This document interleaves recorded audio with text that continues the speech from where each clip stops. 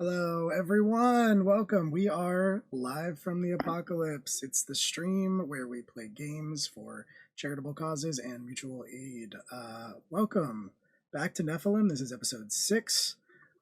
This is our ongoing, like gritty sci-fi campaign. It's homebrew, uses the impulse drive system, which is powered by the apocalypse. And this game raises money for Extra Life. It raises money for children's hospitals through the Children's Miracle Network as part of the Extra Life campaign. And yeah, if you like what you see here, the way we do things on our channel is we ask that instead of donating bits or subscribing to our channel like you might somewhere else on Twitch, that you donate to the charitable causes that we are platforming instead. So if you'd like to do that, we do have the exclamation point donate command right there that will call up the link that you can use to give them your money instead of us. We have a couple other commands as well. We have a Discord community if you'd like to join that, and if you'd like to follow us on Twitter to stay up to date with our streaming schedule and things like that, please feel free to do that as well. But in the meantime, we are going to go ahead and play a game, and yeah, hopefully hopefully you'll enjoy it. That's true. Yeah, several of our cast members have their own Extra Life pages, so I will drop those in the chat as well. There those are. Yeah, so without further ado, we'll go ahead and dive on into Nephilim. When last we had left off with our story, you all had completed a contract. Really just your second one of this campaign, but you made enough money to repair your ship and finally get it off of Mars, if you so choose. But I believe we ended on a bit of a high drama moment, so maybe I'll throw it to Della for the callback. So our previously on, we ended with Jaxper getting confronted about some of the strange happenings, at which point he simply delivered the line, "I am a weapon to keep pointed at other people."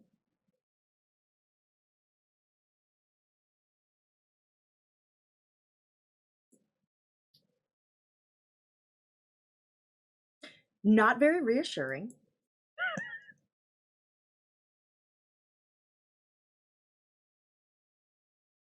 So You're looking for reassurance not from finding it there. me? Everybody pay attention to Jackson, not me. Look over there, not over here. Now, I believe when you were having this conversation, you'd made it back to your temporary accommodations, your Martian Airbnb that one of your contacts set you up with. So you do have privacy, and you're not in immediate danger or anything like that. And you were very briefly discussing what your next move was going to be here on the planet. And I believe Ellis just kind of got up in my face and was like, "I'm not doing shit until you tell me what the fuck is going on." That doesn't sound like I him. got to. That doesn't sound like me at all. No. Oh. Yeah, so I guess, I think it's going to still be down to that. Like, was that an answer? That's not really an answer to a fucking question there, Jasper. What does "I'm a weapon" mean?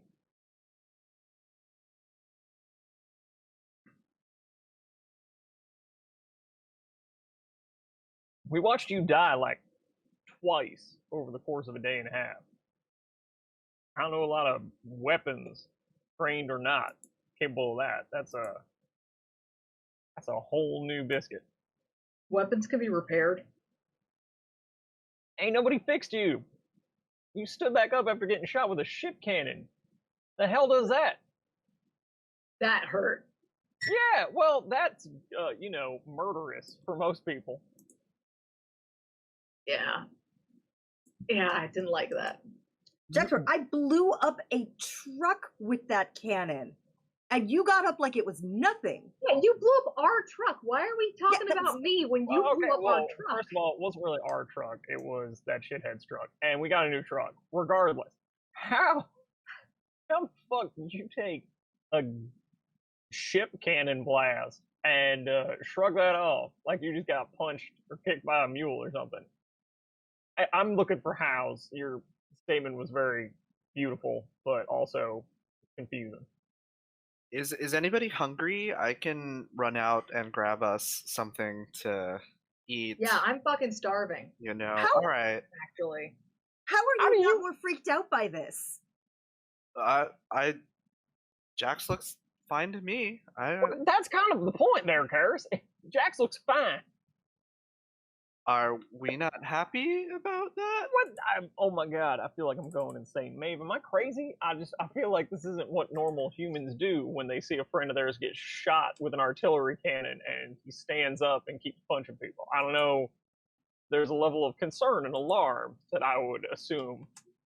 As far as I'm concerned, the cannon was still charging. We saw how messed up that ship was. It was wedged at the bottom of a canyon. Mhm.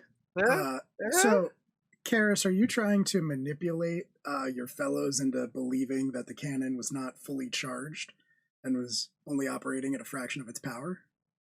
Yes. Okay. I'm gonna need you to roll slick. All right.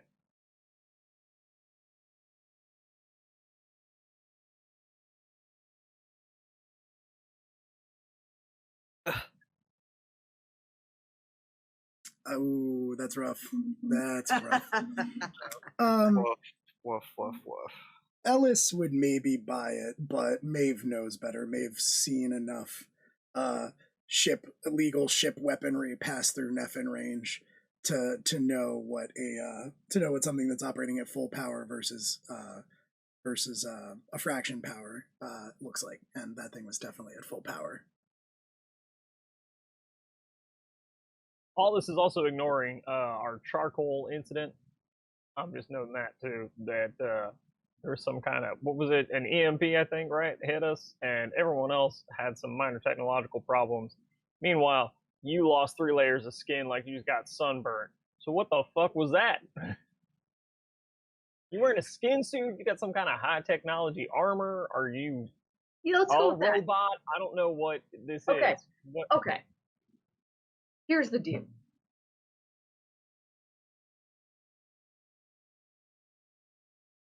Knowing this puts you in more danger than anything else we have done before. We as a unit, or are you assuming As a that unit, I haven't? Okay. And probably you, since the thing that you were most freaked out about, including you, because the thing you were most freaked out about thus far have been auditors. And Yeah, they're scary. yeah, they're scary. They're not as scary as the people who built me. Sweet Jesus. All right. So, A, no matter what I tell you, I'm not telling you that. B, are you sure you want to know? Because right now, what you know is that Jaxper heals really quickly and is very hard to kill. You know what? Let's go with Jaxper has some kind of high technology armor that's very hard to see. And EMPs are not fun for Jaxper. So be careful if you have the opportunity to set one off. That is good information to have and sounds great. Anything more I tell you puts all of us in significant danger. And I'm not trying to fuck with you here. I'm telling you this because I have worked very hard to not be found and killed by these people. I would very much like to not be found and killed by these people, would like none of you to be found and killed by these people. So, if we could just continue this trend of not being found and killed by these people, I'd be real happy about it. And telling you about it, and running the risk of you guys accidentally saying words that could lead back to me, that increases the possibility of these people finding and subsequently killing us. What's... So you really fucking want to know more details? No. Is there any chance that these people are wrapped up in what happened to Grace?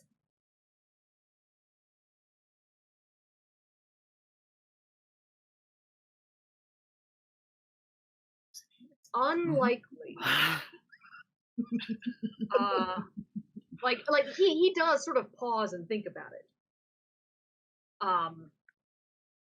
I think that's unlikely. But not impossible. Well, they knocked Jaxper out and left him. They didn't know the people. If the people who were involved with me were involved with Grace, they would have taken me along with her. So unless they were involved at a way, way higher up level that the mooks didn't know about, which is possible, I guess, but unlikely, I don't think it's happening. I don't think they're related.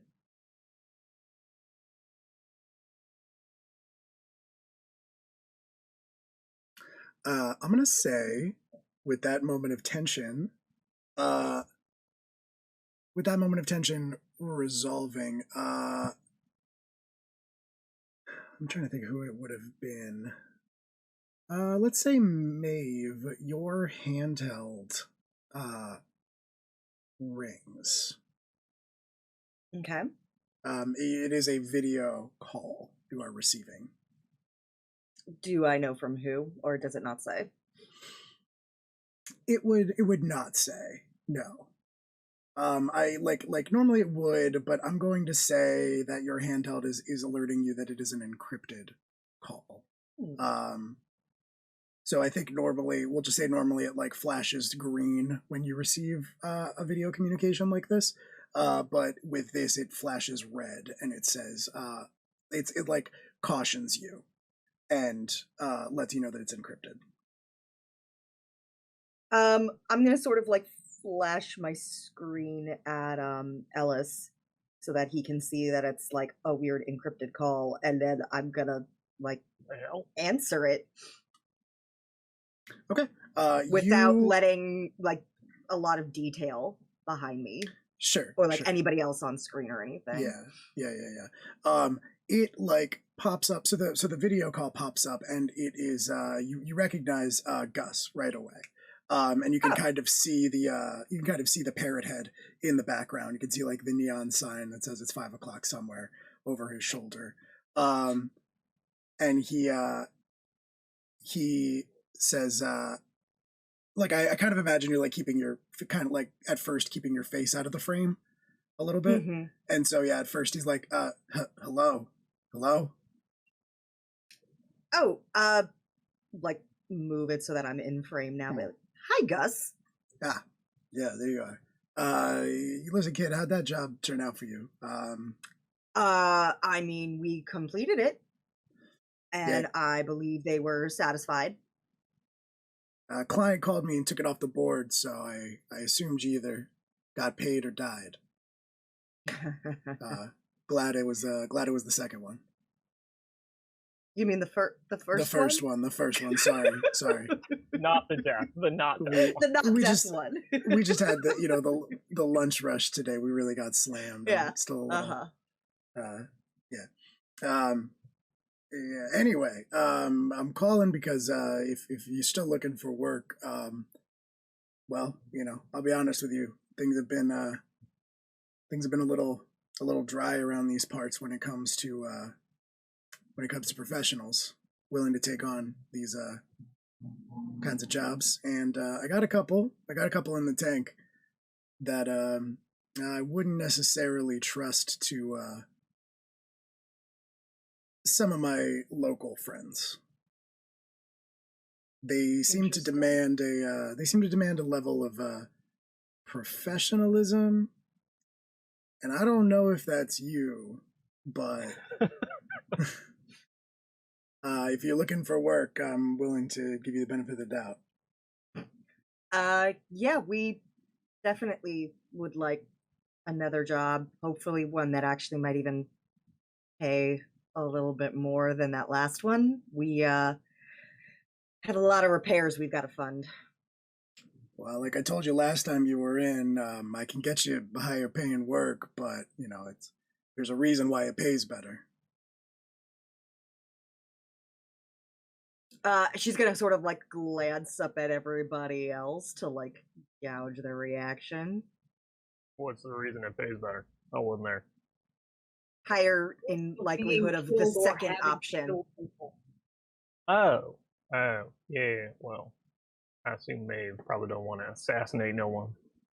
I mean, there's plenty of things that aren't assassinations, but there's a higher degree of risk, greater probability. Like, listen, you're not going to be rolling up on a downed spaceship. Let me put it that way. That was a lower degree of risk. Yeah. I don't know. I don't know what happened. I wasn't there. Oh well. It was fine. You did the job. It was great. Yeah. That's one way to put it. We are extremely qualified for what we do. What kind of jobs you got for us? Jasper like sidles himself into the camera frame. Dang. I guess we're friends. We're friends. Gus is my friend. Gus is my bro now. In my head, you're like kind of getting your face up close to the camera, like, do you have any games on your phone? Like, Yeah. That's what I'm picturing. Yeah, he holds the camera like back out, like away from his face. Oh, wow. All right.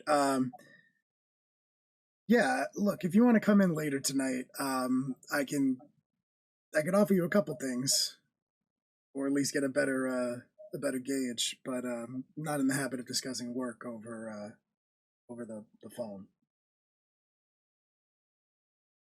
We can stop in. Get ourselves another drink. All right. Well, another frozen cocktail. Oh, is this the? Oh, all right. That's the pina colada guy. All right. I'm all caught up now. Yeah. Oh, do you offer refill discounts? I have my my souvenir cup. Where the hell were you keeping that? That's a huge mug. After you get third job off the board, you get discounted refills. I ain't seen a big gulp since the war.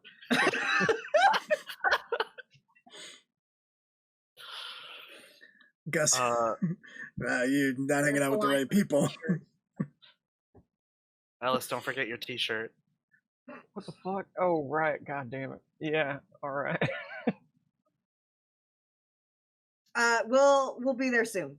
All right. Happy hours from 6 to 8. See you later. Call ends. Oh, late happy hour. Shit, Gus. Get your shit together, bud.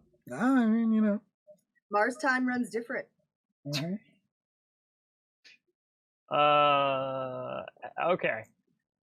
Rather than actually responding to Jackspur, Ellis is going to go to his room, like obviously grabbing a bottle of whatever shitty liquor we had half stocked this crash pad with, as Ellis just marches into the side room, whatever that is. The Mars equivalent of like Boone's Farm. Yeah, well, yeah, I figured it was like Burnett's, something we were using to like clean some of Maeve's gear and also water down coffee in the morning. That's maybe an issue that you've run into on the Nephilim before. Is Maeve has a certain high percentage alcohol stash specifically just for cleaning things. That 80% ethanol to knock stuff off. Right. Turns out it also works for cleaning out memories. So gotta get that braid all squeaky clean. Right. Mm-hmm. Yeah, Ellis isn't trying to actually get like dysfunctional, but that like conversations ended, I guess. I'm curious what Ellis's mental state is at this moment. I just want to check in because my thought process is that right now we're all hanging together or we're all going to die. Right. Ellis has been in a similar situation before, maybe not with an actual dangerous experimental weapon before, but strange bedfellows, right? That are kind of forced together. Like, splitting up at this point is probably the worst of all bad possible choices. Like, if we were to all four go separate ways, I was like the ship Maeve back to her parents, I'm like, okay, I'll go find Grace on my own or something. That's the worst answer. That's the most people get picked off and killed. So, okay, fine. I guess we're all in this shit together. You're a weird government weapon. Cool. Like, I'm not going to push for more government details. Weapon. Definitely that. Yeah. Right. Exactly. Like, Ellis has no idea about the technological specifics of this beyond super armor and likes knives. Sure. Yep. And so I guess what I'm wondering is, like, it's been a long time prior to everything going down with Grace since Ellis was in these kinds of like high stakes, high action scenarios. You've just been scrapping for at least a couple of years now. And it's, it's been peaceful. And now you're going through all of this stuff. You're kind of back in the shit. And I wonder, now that you've got a second to breathe, not that it's your first one, but like you got the funds you needed to get the ship repaired and flying again. So that's like your first big hurdle out of the way. How is Ellis coping, I guess, with all of this being a part of his life again? I think he's still focused on immediate problems, right? We haven't got, like, as much as we maybe have room to breathe, everyone is still dealing with immediate issues still. Like, we have made more enemies in probably the past 3 weeks than this group of people has had in a long time. Yes. And we still don't have any strong leads on where we're going next, because that's the point. That was really one of the reasons I was buying for more missions on Mars, is that this is a central hub of information and people in the system. And we don't know where we're going next. And none of us yet have had an excellent opportunity to pick up a thread towards that path. So another mission is more resources in the meanwhile that, maybe Maeve asks around. Who knows? Maybe Jaxper meets more friendly bartenders. I don't know. Because that was going to be the next move. Is that, like, again, nothing that he's being secretive about hitting the streets to find contacts or going on the bounty board. Like, everyone knows he's done this, but I'm just trying, like, Karis is a hacker. Maybe he'll pick up something. Like, Jaxper seems strange and friendly to weird people. Like, maybe he'll pick up something. Same idea of, like, we're all looking for the same guys, so I guess we'll all stick together for now. Yeah. As far as like re-traumatized or re-pushed by this stuff, he never processed the other shit, right? Like, hiding out on the ship was just 2 years of stasis, like not doing anything, right? Like, he hadn't resolved issues with any of his past, and he hadn't like gone through therapeutic treatment for any of the bullshit that he did. It was basically like, forget about it. I killed a bunch of people. I'll deal with that one day. Exactly. I was gonna bottle that up. Yep. Put that away. Yeah, Maeve's high proof ethanol. Exactly. We don't need this. We just put that over there. It's fine. Handle it like your average Texan. Never talk about it again. Right. So that's all right, cool. So if y'all are just going straight on to your next job, it sounds like you're not taking downtime. So we won't worry about that. I'm actually going to insist on taking downtime because I did get beat to shit. You did get beat to shit. I did get the next beat thing to I was going to do was and like so Jaxper is going to insist on like, no, I can't just go straight there. Like, I do have to be repaired. Oh, did the fancy armor get dinged up? Gonna have to spend some time in the bathtub by yourself with some candles and some Epsom salts.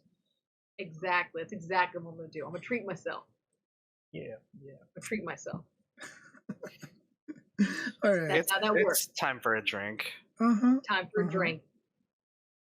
Okay. So with that in mind, are you all planning to go to keep your appointment with Gus? Alice is definitely down to do that. Because you can take like the day and still do some downtime, depending on what you want to do. like okay, so we'll go into downtime. Here's the way it works. The way that it works is you get to pick one of these things, and then do a scene about it. So you can work on a personal project and mark one tick on it. You can confront a crew member with a grievance or disagreement, and you can each write a hook related to the outcome. And that's May. You don't have to. Spend time getting closer to a crew member. You each may choose to heal one stress or have advantage going forward. And downtime does not burn fuses, so you can do it within a day.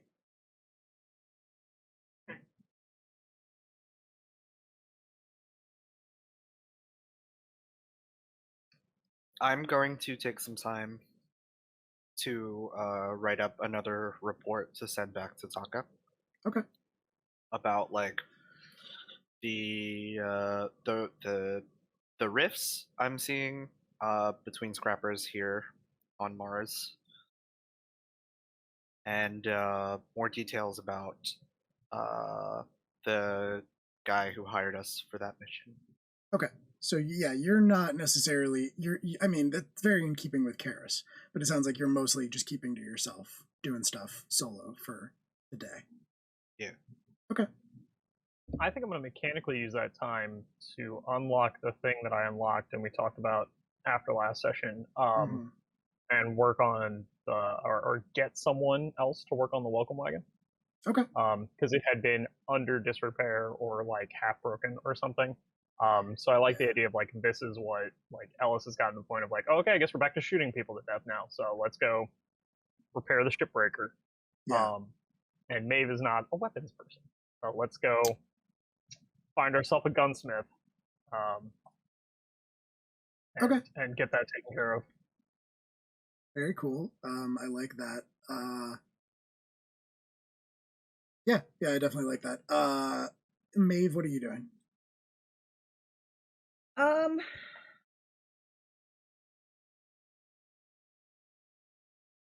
I think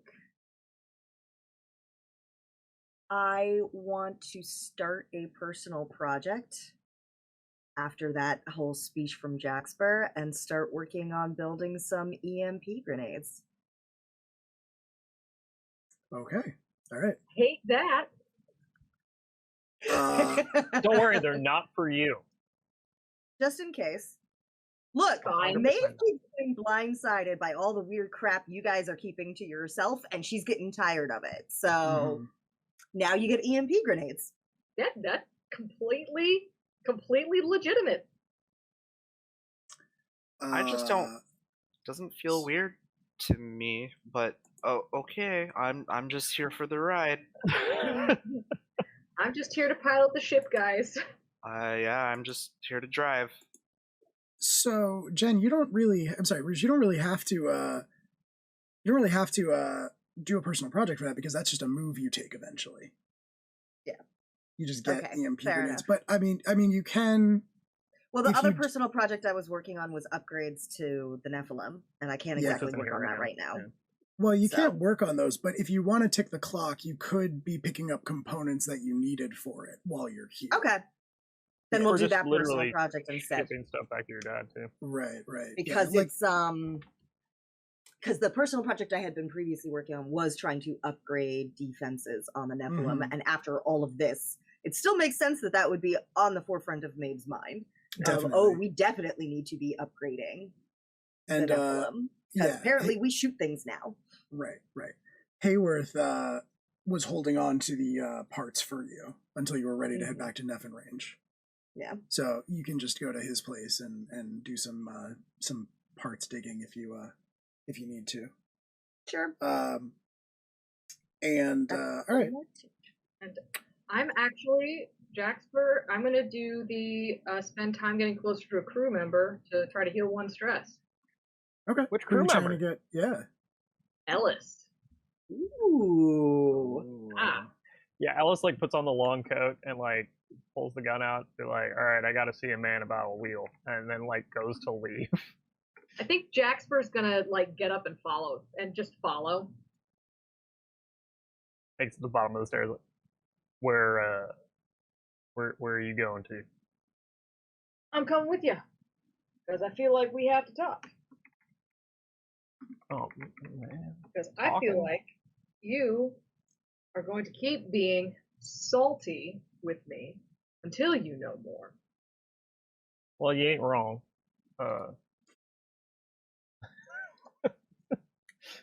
So, Fine, kid. All right. Well, we're looking for a man who knows something about something like this and holds up like a component that doesn't quite like make sense, like it should fit the gun. Like, so, you ever seen a shipbreaker? I'm going to. Probably I have, actually. So I think I. Have I? I'll ask the GM. It's mining gear. It's like industrial gear. Yeah, I mean, probably. I mean, it's up to you ultimately, but yeah, I mean, there's not a lot of like this sort of down and out ship to ship combat where like people are sort of like people in spacesuits are like people in spacesuits standing on the outside of a ship and shooting at other ships with giant guns is pretty strictly a Jovian mining thing. It's pretty strictly like a petty like company versus company thing because like obviously it's illegal for those ships to it's against company regulations for those ships to have weapons that they can shoot each other with. So this it's is like dropping how they, grenades out of the Right. biplane. So it's exactly the kind of thing I've seen like a million times before because that's absolutely the kind of stupid shit I was doing. Possibly, yeah. I don't know if we ever established if Jaxper made it out as far as Jupiter, but if yeah, that could absolutely be something that you had done before. Petty corporate ship-to-ship combat sounds like a thing. You would have at least probably had to prepare for it, right? Yeah. Like, they'd been Right, like, yeah, if you guys get in trouble with the miners, here's what that's gonna look like. Mhm, Yeah. mhm. So he would look at it and say, yeah, I've never used one, but Well, they're a hoot. So we're gonna go find a man who knows a thing too, and see if we can get this one work proper. And Alice is gonna, I guess, pull up the local like internet, the Marside Independence net, Mhm. and yeah, I'm looking for a like an established gunsmith. Like I need someone who knows what the fuck he's doing. So Yeah, you can absolutely access the net. It's a little bit slow. Sure. You know that like the a lot of the technology here in Independence, while it's better than it is on in most places on Mars, it's a lot of it is like jury rigged and piecemealed and et cetera, et cetera. So while you absolutely have access to everything you need and you can find pretty much any information you're looking for, um, yeah, you can locate like information about weaponsmiths. You know, they probably wouldn't necessarily advertise themselves as weaponsmiths, but you could probably find a listing for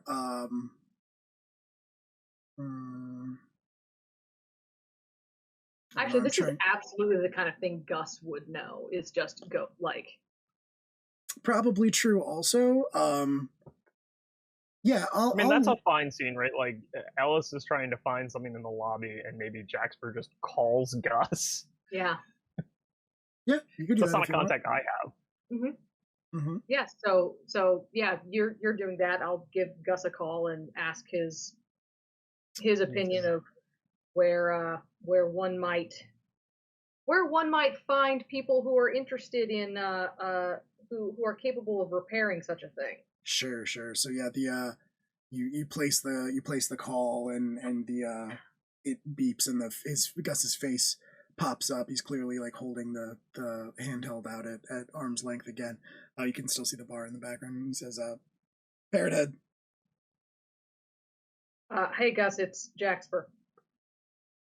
Oh yeah, what's yeah. Friend of mine has an antique that he's looking to get an antique rifle that he's looking to get serviced. Where might one go around here? Where would you send someone to if you knew someone like that? You're gearing up for the high-paying jobs, I assume. Yeah. All right. Well, your friend's best bet. Probably gonna want to talk to Andres. Andres. Andres, Okay. yeah, runs a machine shop right outside of the inner gates. Okay. And can't say he's the friendliest guy. You can mention my name if you want. He's folks around here, they aren't always the most trusting with out of towners. That's fine. That's fine. We get that. Appreciate you. All right. You're still coming by later? Yeah,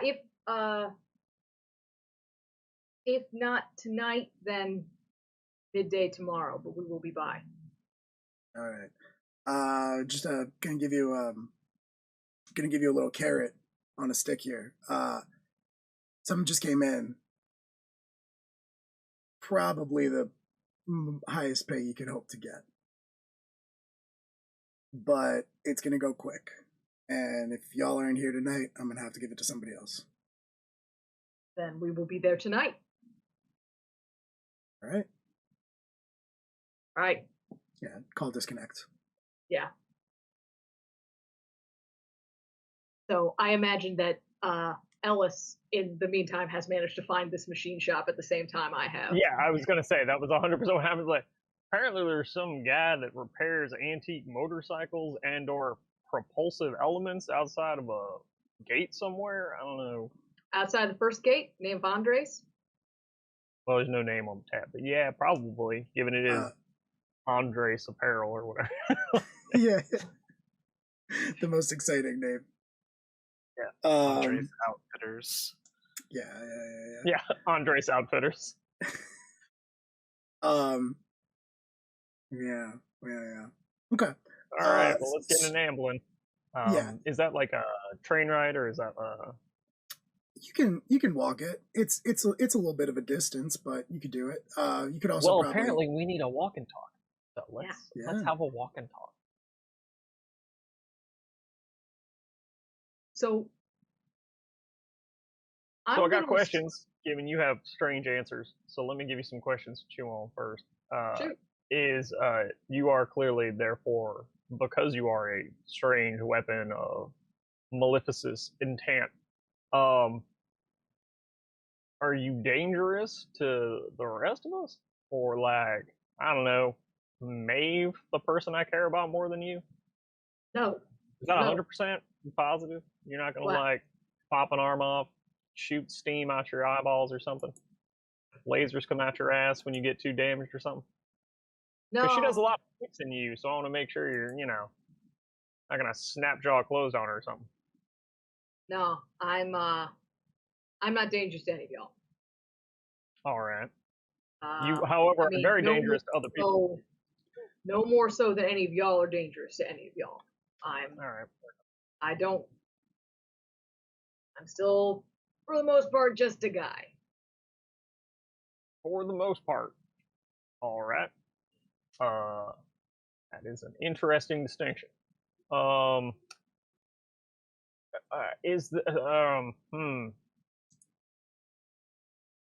Specifics get people killed.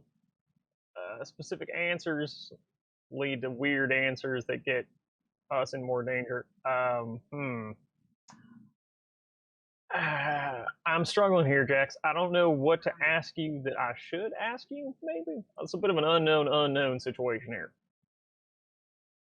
Look, at some point, you are going to look, I assume, you're going to try to research, possibly through the bounty boards, who I am.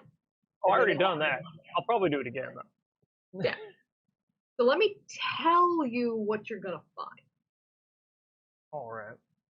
You're going to find that Jaxper Sim is not my real name. Shocking, I know. Yeah. Shocking. You're going to find that my name was changed a couple of years ago. That my real name is Casper Simkovich. I'm from Takamagahara 2. You go there. You go to Taka 2, and you're going to find a whole clan of Simkoviches, all of whom are willing to swear up, down, left, right, and sideways that I am a no-good piece of shit who abandoned the family in their time of need. and none of them want to talk to me ever again. But they will all tell you. They will all tell you who I am, that I left. Some of them will even know that I changed my name to Jasper Sim. I have worn this identity for the past 5 years. That's a Simkovich identity. Yeah, the Jasper / Casper. Casper, right. Yeah. It's the most complete identity I've had.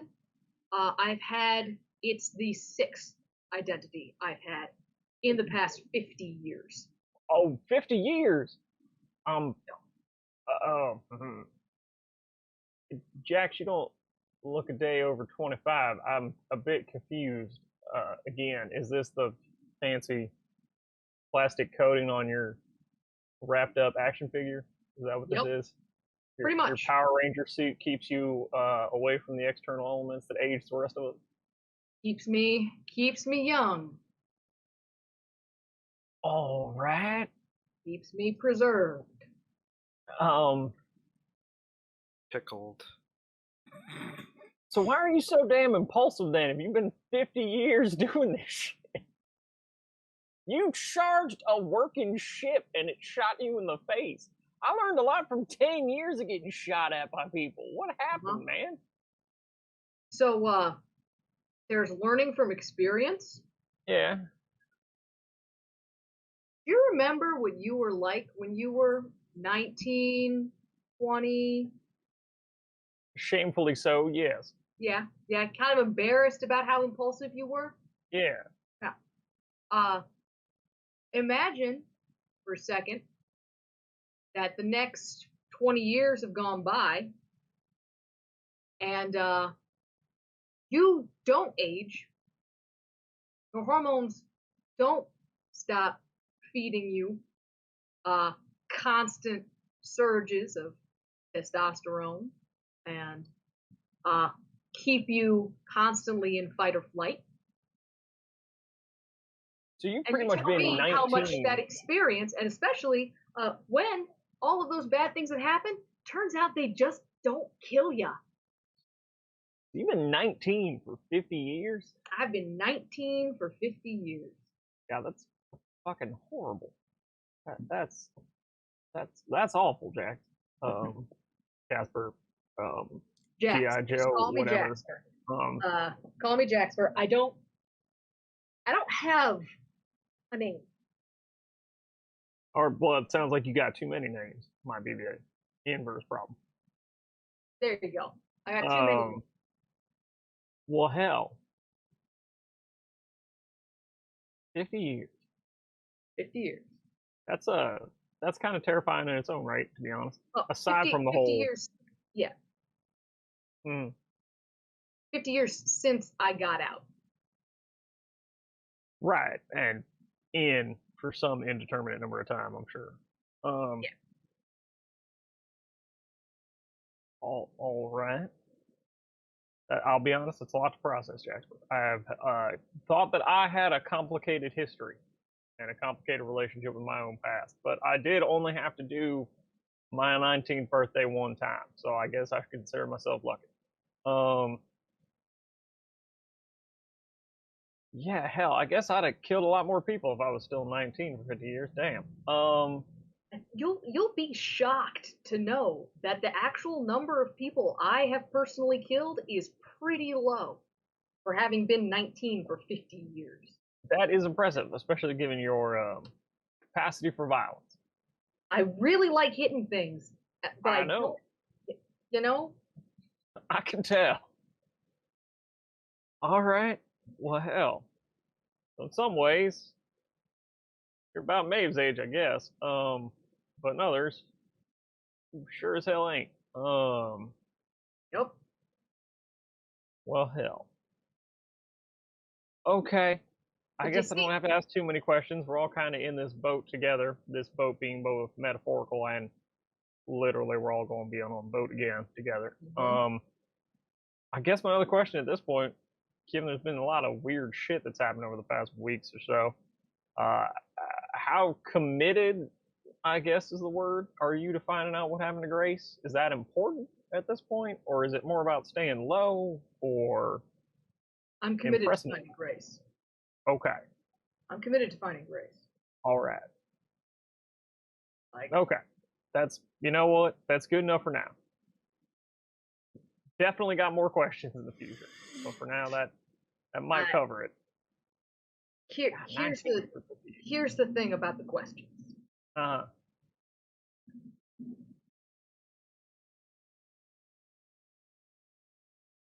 They're dangerous, and Sure. and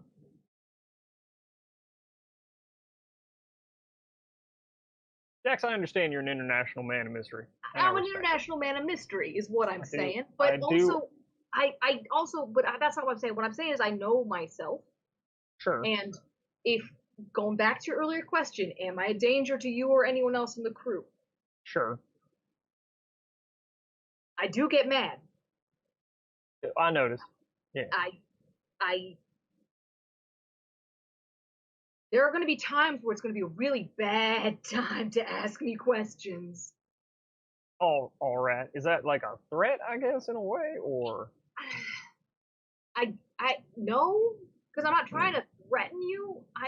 I'm just trying to say, like, I would appreciate it if you didn't spring shit on me, because I don't actually want to break the ship, but I know how I get, and I fuck up a lot. I'm not, ghost of Maeve in the background. I'm not saying don't. I'm not saying. I'm not. Oh fuck.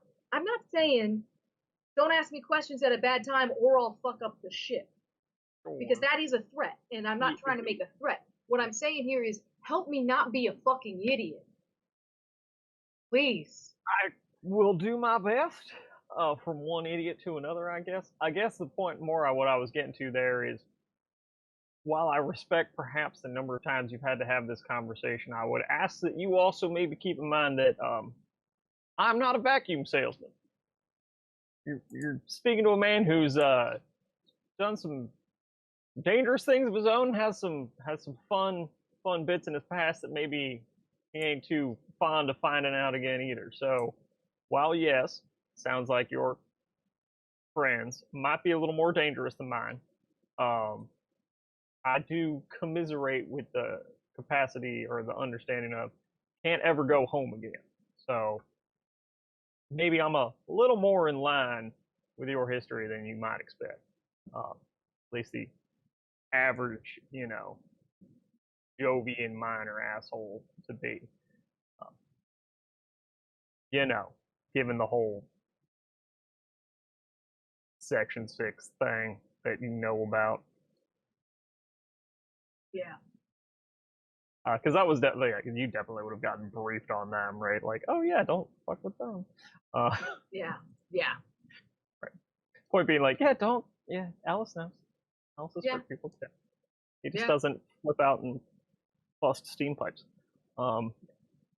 Anymore? No. Yet. I appreciate that. I'm also gonna say that I don't know how much of that conversation you want to repeat to our resident engineer, but she's gonna have a lot of questions, like a bucket full, like 6 pounds in a 3-pound sack full of questions. I don't know how to tell you that, so I don't know if you want to lie to her. I don't necessarily recommend it. She's clever as a fucking shit, so I don't know. Be prepared for that conversation, I guess. It's a lot easier to talk to Maeve than it is to talk to you, so I agree. I'm gonna go ahead and say that's not gonna be as big a deal. Well, good. I'm probably not gonna need. Please don't scare her. I am not a fan. All right. No offense. And don't talk about breaking the ship, because she hates I'm not going to talk about it. Oh, fuck no. Oh, fuck no. I'm not going to say shit about that. That's just a general recommendation. I don't know. She will throw me out. She will walk me out an airlock. I am not. No, but I do want to say. Huh? You see the size of that wrench? fuck that. I am going to say, though, while we're having this very surprisingly congenial conversation, It's horrifying. that I don't think I can scare her more than you have. Oh yeah, no, this has been a fun time for Maeve and Maeve laughed because I think I've gone from friendly uncle to horrifying father figure in an unprecedented amount of time. Yeah. So my only hope is that, as you have asserted, that Grace is somehow still alive. I have my doubts given my own personal history, but that would be great. That would turn out very good for Maeve if that woman could come back to the ship. In the meantime, I think I'll try and refrain from shooting people directly in front of her as best I can. Seems like a smart move, and I'm going to I'm going to work on my EMP shielding because that's a strange phrase to draw an Man. equivalence with, but sure, also that seems good. Try not to Man, I die hated in front that. of her. It seems to cause mental scarring. I don't know if that's a new thing or an old thing. It just seems to be a problem. I find it relatively unpleasant. I think she's different though. So yeah. anyway, gun store things. Yeah, Gun store.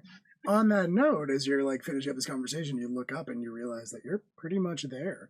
You look up and you see a big. It looks like a garage essentially. Huge. Clearly, probably meant to house. Based on your knowledge that Independence was originally a military base. This was clearly meant to house like military vehicles.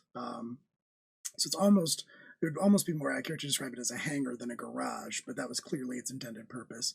You can hear the sounds of loud machinery running from inside. There are like two openings in the building, which clearly have like giant sheets that pull down to close it up. But those are currently up, and you can see inside is it's dark compared to the brightly lit streets of Independence where you are. But you can see like sparks flying in there and hear the noise. And roughly painted over the top of the building, just sort of free-handed, not on a sign or anything, just right on the building. It says Independent Machine Works.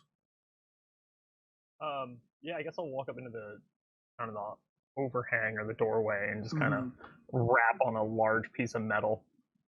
Mr. Andres! Jax will share with you the information he got that this man is not particularly friendly and is inclined to be distrustful of outsiders. I don't know if I've met a friendly man in months, Jax. Anyway. Also, I'm using my Heart of Glass move after that conversation. Okay, cool. Remind me what that does, and also you get to clear stress. I clear stress. From that, I'm clearing all of my storm, and I take a XP. I gain nice. XP. Yeah, very cool. Okay, so you get to take off one of your stress, clear your storm, mark XP. And wow, that's good because if Ellis had rejected you, your storm would have automatically been filled to maximum. But it would have been fun because Maeve's not there to witness you do something crazy. So, you know. I didn't have to fight Jaxper in the street. Yeah. Poor little innocent Maeve. Literally everybody wins. Yeah. So you rap on the door, and from out behind, now that you're like, as you stick your head past the threshold and sort of into the darkness behind, your eyes adjust a little bit, and you see that there are a couple vehicles in various states of repair. Some of them are up on lifts, some of them are not.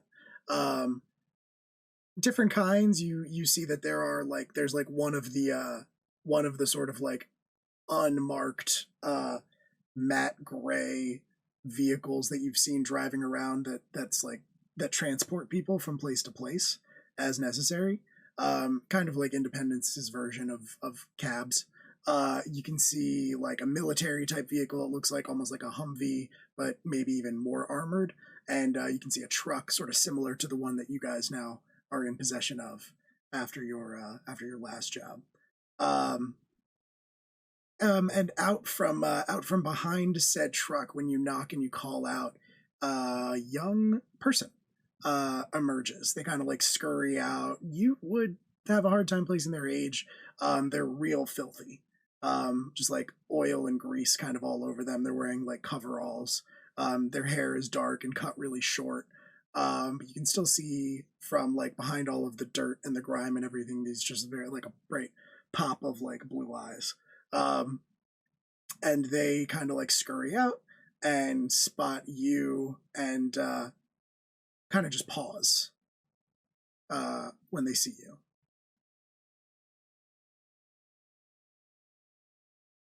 Morning. Do This your spot? Almost so quietly that you can't like pick it out from where you are. They just say really like, did you need something? Yeah, I'm looking for someone who knows something about preparing something like this, and I'll hold out like the part again. Okay. Their demeanor changes somewhat. They get like a little more excited when they see you pull it out. They get a little bolder and they come a little closer. They don't reach out for it, although it almost looks like they're going to, and then they stop themselves. But yeah, they're sort of examining it as you are holding it out, and they say like their voice lifts a little bit at this, and they say, "Oh wow, I've never seen anything like this." Okay, wow. Never seen anything like it. Know anyone who has? Because I'm kind of looking for someone who knows how to fix it. Yeah, I mean, Mr. Andres can definitely fix it. They like look over their shoulder, over to where you saw sparks flying earlier, and they say, I mean, he's pretty busy, but I'll check. I'll ask. You look pretty interested too, kid. What do you mean by you never seen anything like it? But you're like, why is this? I don't know. I guess I'm trying to figure out. What do you know about this? Well, I mean, it's like they start to talk and then they catch themselves and they say, I don't know anything. Go on, man. I ain't cops. Well, I mean, it's pulls out the revolver and like spins it around so that he's holding it by like the back of the grip and tries to like attach it to turn it into a carbine. He's like, see what I mean? Yeah. No, I mean, I know what it does. Obviously, we just don't. I've just never seen it before. But I know it's. I mean, I know it's a weapon, and I know it's dangerous. Well, right on 2 counts. I don't really get to work on the weapons. Fair enough. Sounds like I ought to talk to Mr. Andres, was it? Yeah, I can go ask him. I'd appreciate that. Okay. And they kind of disappear, leaving the two of you standing there just inside the entrance of the machine works. Slots it back into the... Egbert just sort of looks at Ellis and is like, is every like mechanic cute? Is that just how the world works? It's not my experience, no, but we do seem to have a plethora of them recently. Huh. I mean, Haywood wasn't particularly cute, but no. Well, that's your opinion. Okay, I'm sure Haywood's true. Someone. It's true. I haven't seen any of the fan art of Hayward yet, so I don't know. Right. Do we need a horny emote now? A bonk. Yeah. Horny for Haywood. Anyway, don't like that. So a figure steps out of that corner that you'd seen this. You see a few seconds later after the young person walks away, the sparks and the noise kind of dies down. And then a little bit after that, you see somebody else emerging wearing the same type of coveralls, but much, much bigger. Because the person wearing them is a larger person. They are clearly about 30% prosthetic. You can at least see one arm and one leg. Because the leg of the coveralls is kind of rolled up, and the arm of the coveralls is rolled up as well. And it is not a surreptitious job. These are, you just see like full metal hydraulics, the whole 9 yards out. When you start getting into your fancier prosthetics, they can make them look like flesh and blood and skin and stuff. This person has not bothered with that. They are also wearing a welder's mask. They stand a little bit over 6 feet, probably, and as they approach you, they kind of stop and look at you holding out that sort of modified carbine thing that you had turned the welcome wagon into. Their voice echoes from inside the welding helmet, and says, "You're looking for work?" Got work? Looking for some help with this? If you happen to know somebody,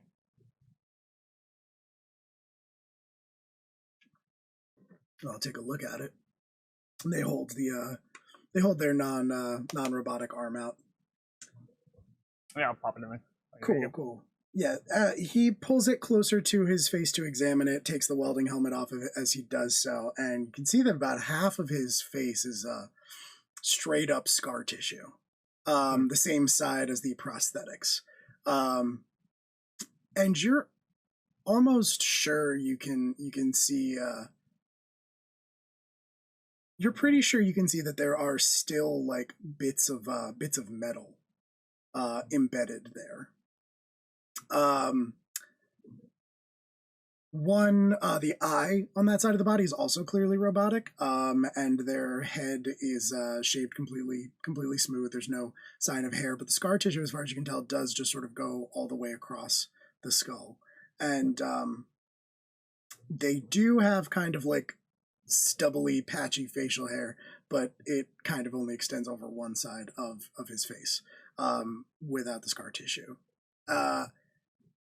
He draws it real close and looks at it, and he says, I mean, it's in good condition. Be a pretty easy fix, except for this part right here. Looks like it hasn't been used in a while. Yeah, that's kind of why I'm here. Been in storage, I guess, and kind of need it again.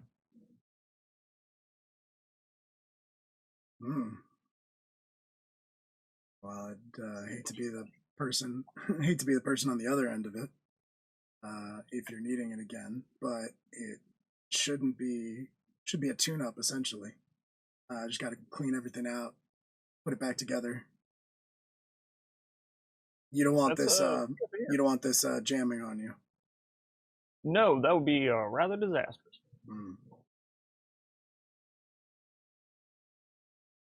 Yeah, you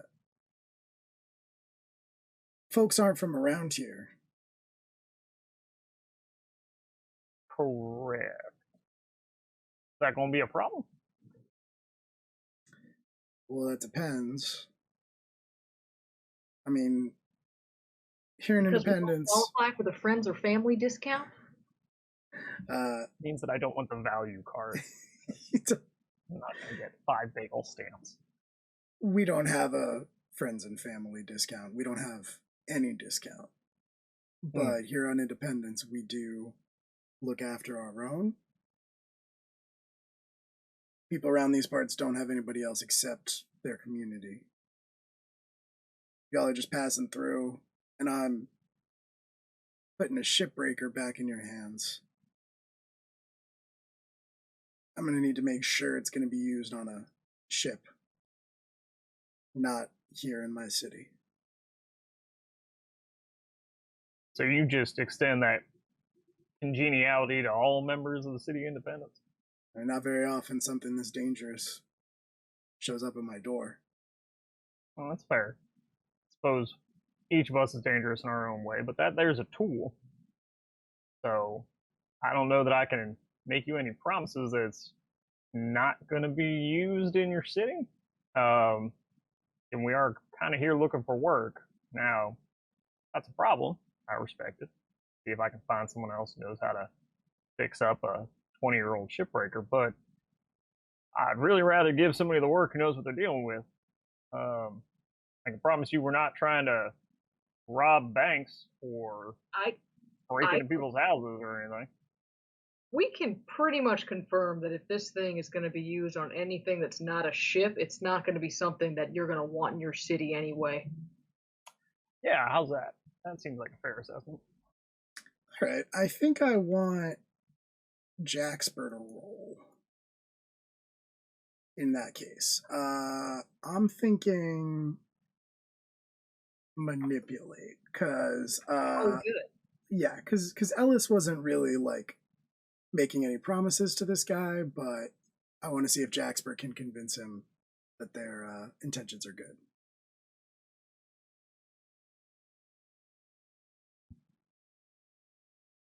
Very good. Beautiful. Very good. Okay. Yeah. He's going to he's going to accept your offer at face value and agree to the exchange. He's going to look at Jaxper, kind of size you up for a minute, nod, and say, Got a kind face, Jax. all right. It's what I'm built for. Seems like the two of you are capable.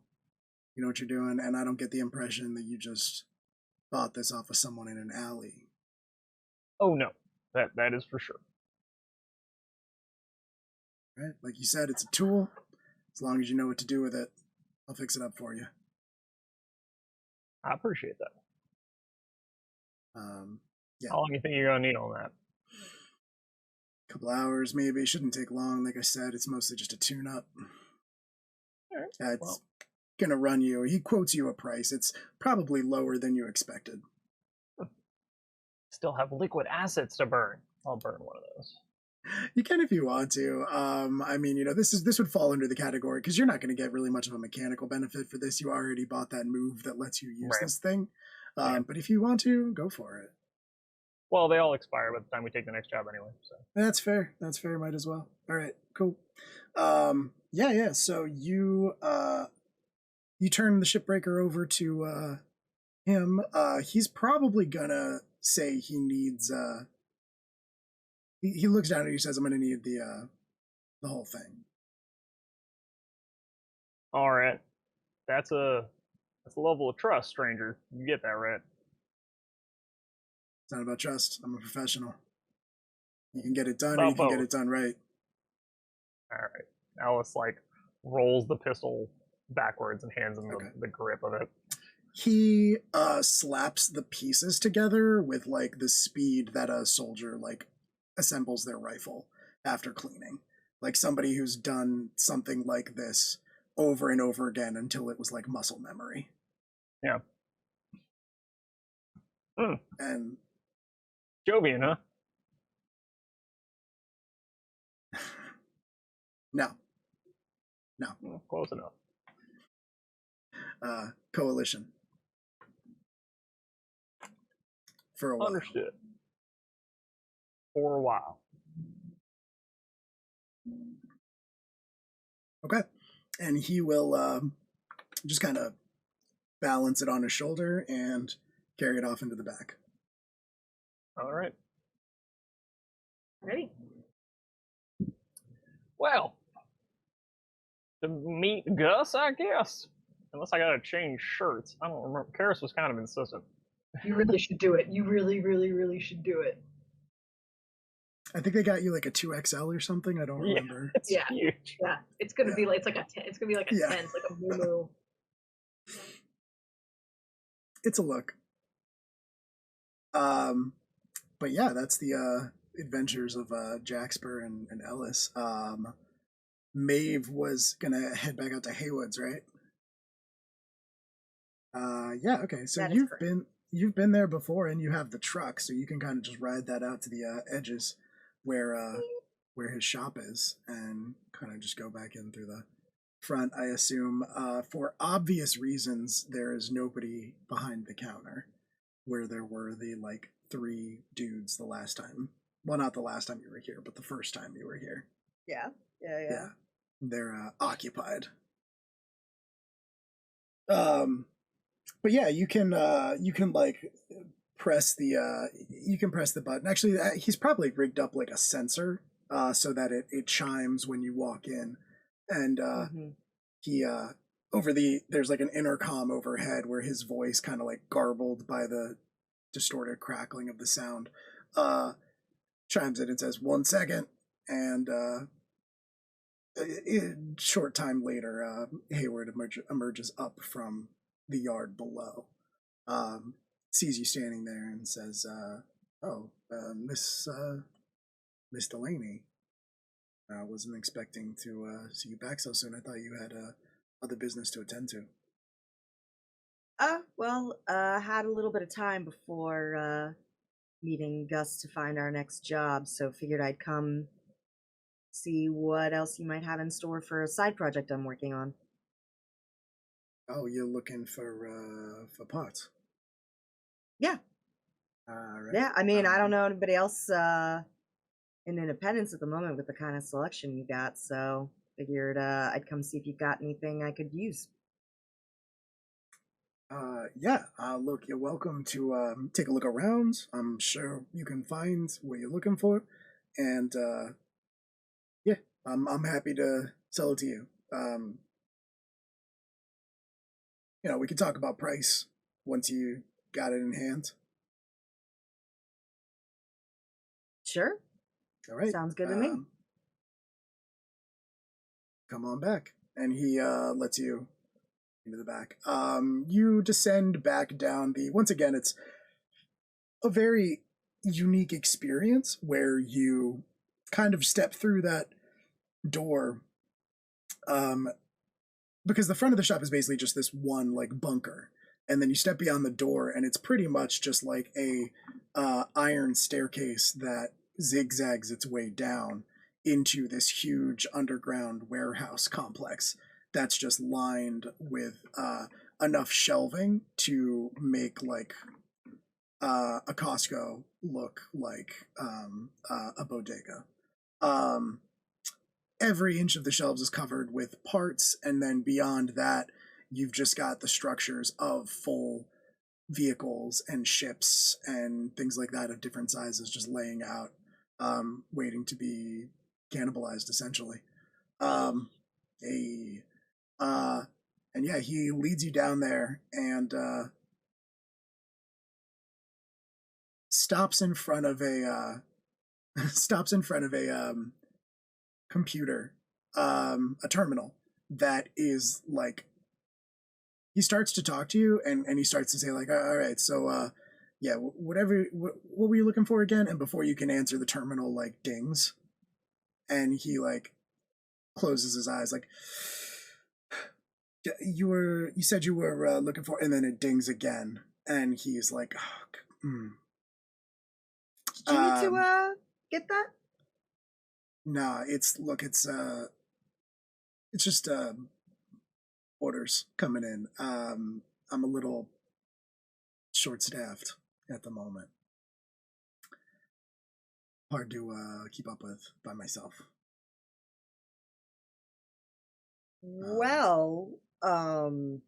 I've got a little bit of time. Could always try and help you with some of that in exchange for some, Yeah,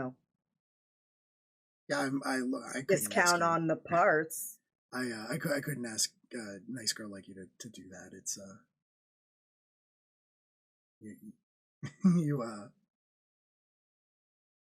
What do you think I do on my ship all day? Like, what sort of orders you got here that would be a problem for me to try and help find the parts? Well, I mean, look, truth be told, there's a job that I got a little while back that I'm still finishing up, and that's taking up most of my time. It's a little bit behind schedule, and I'm just trying to make sure that the client is happy with it, and everything else is kind of on the back burner until I get that up and running. The my employees, they did fine picking out parts, maybe doing basic repair work, but the thing that I'm working on right now, it's a little bit above their capabilities. So mostly I had them digging through and pulling out orders, and without that happening, they just keep piling up while I'm trying to get this thing done. I mean, what's the project? Maybe I can do that to free you up to take care of those orders.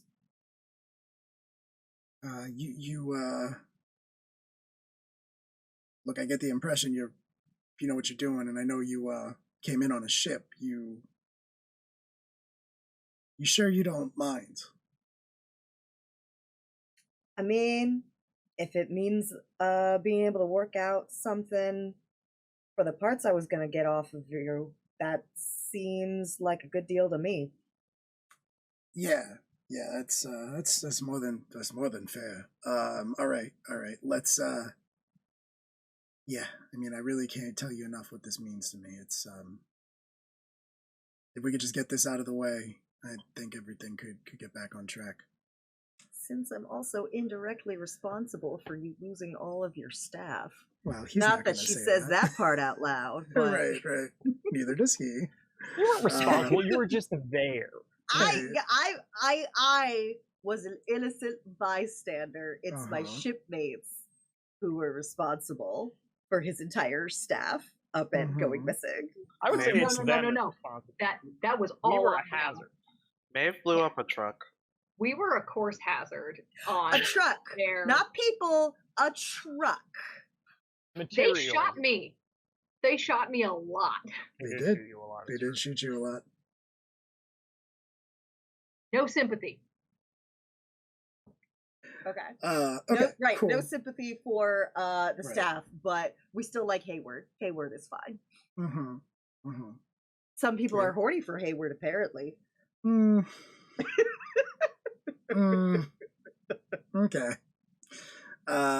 Yeah. So he shows you into the back where he like there's a back sort of machine shop set up in this garage. It's not really his normal work, you get the impression. He's not really like, I mean, he's obviously a capable mechanic and everything, but like this is, like a parts lot and things like that. It's not really the kind of place like the Machine Works where somebody would go specifically to get something repaired. So it strikes you that he's a little, in addition to being a little short-staffed at the moment, he's also a little bit like out of his comfort zone. The place isn't really, the facilities aren't really set up for a job of this like magnitude, but he is clearly doing it. And he is in the process of working on a ship. It's pretty obvious to you. It's a very small ship. It's like a kind of like just a jump shuttle of the kind that you've seen scrapper ships, larger scrapper vessels have. But it lacks like the telltale arms that would designate it as a scrapper vessel. But ships of a certain size, it's pretty common for them to have these kinds of drop shuttles. It wouldn't survive like a journey like through the ring gates, for example. It would probably get ripped apart. But for like simple, like atmosphere to orbit travel, it could manage something like that. And it could probably manage like in atmosphere travel also. So yeah, he's just kind of got it up on the bars and is in the process of fixing it. And you guys, like, as you're working, you kind of get to talking. He like shows you right to it, shows you like underneath, and he says, I mean, the main problem I've been running into is that I just can't get enough power going through these components to kick off the thrusters as at like 100%. I can get so far I'm squeezing like maybe like 60-70%. And you take a look at it and you guys start like working together. We'll just montage that, move along. But Insert, exactly. Techno babble here. Exactly. Super fun 80s theme. Both of them in like jean shorts. Yeah. Wiping one half of it. Exactly. Painting the other side. Yep. Exactly.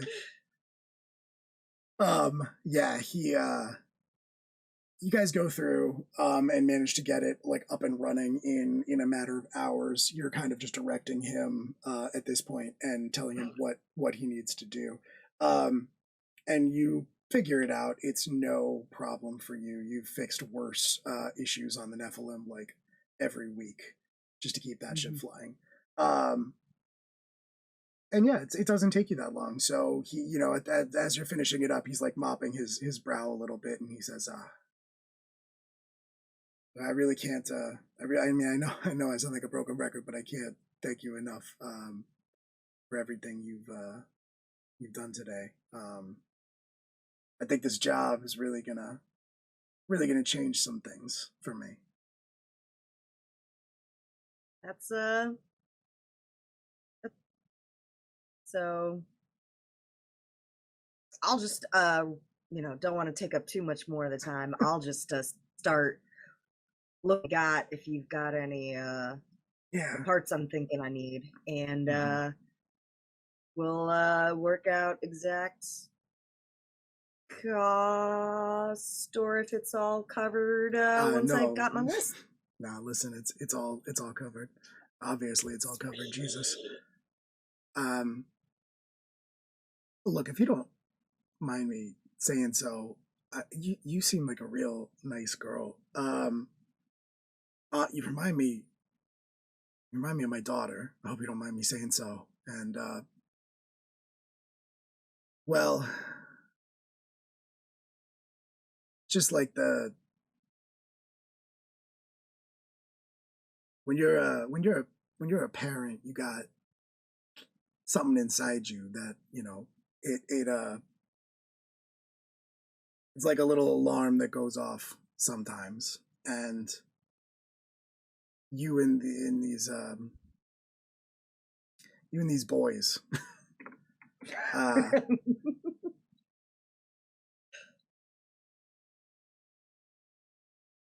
What about the guys? You're real smart, real capable. I understand. Like, the bonds that can be formed in the line of work that you're in, but I guess you should be careful.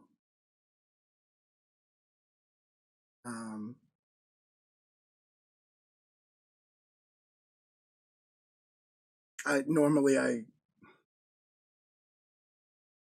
wouldn't normally say anything, but if I had said something like that to my daughter, well, things might have been different. What you don't mind me asking, what happened with your daughter? The last thing I want to be is the sad old man here, but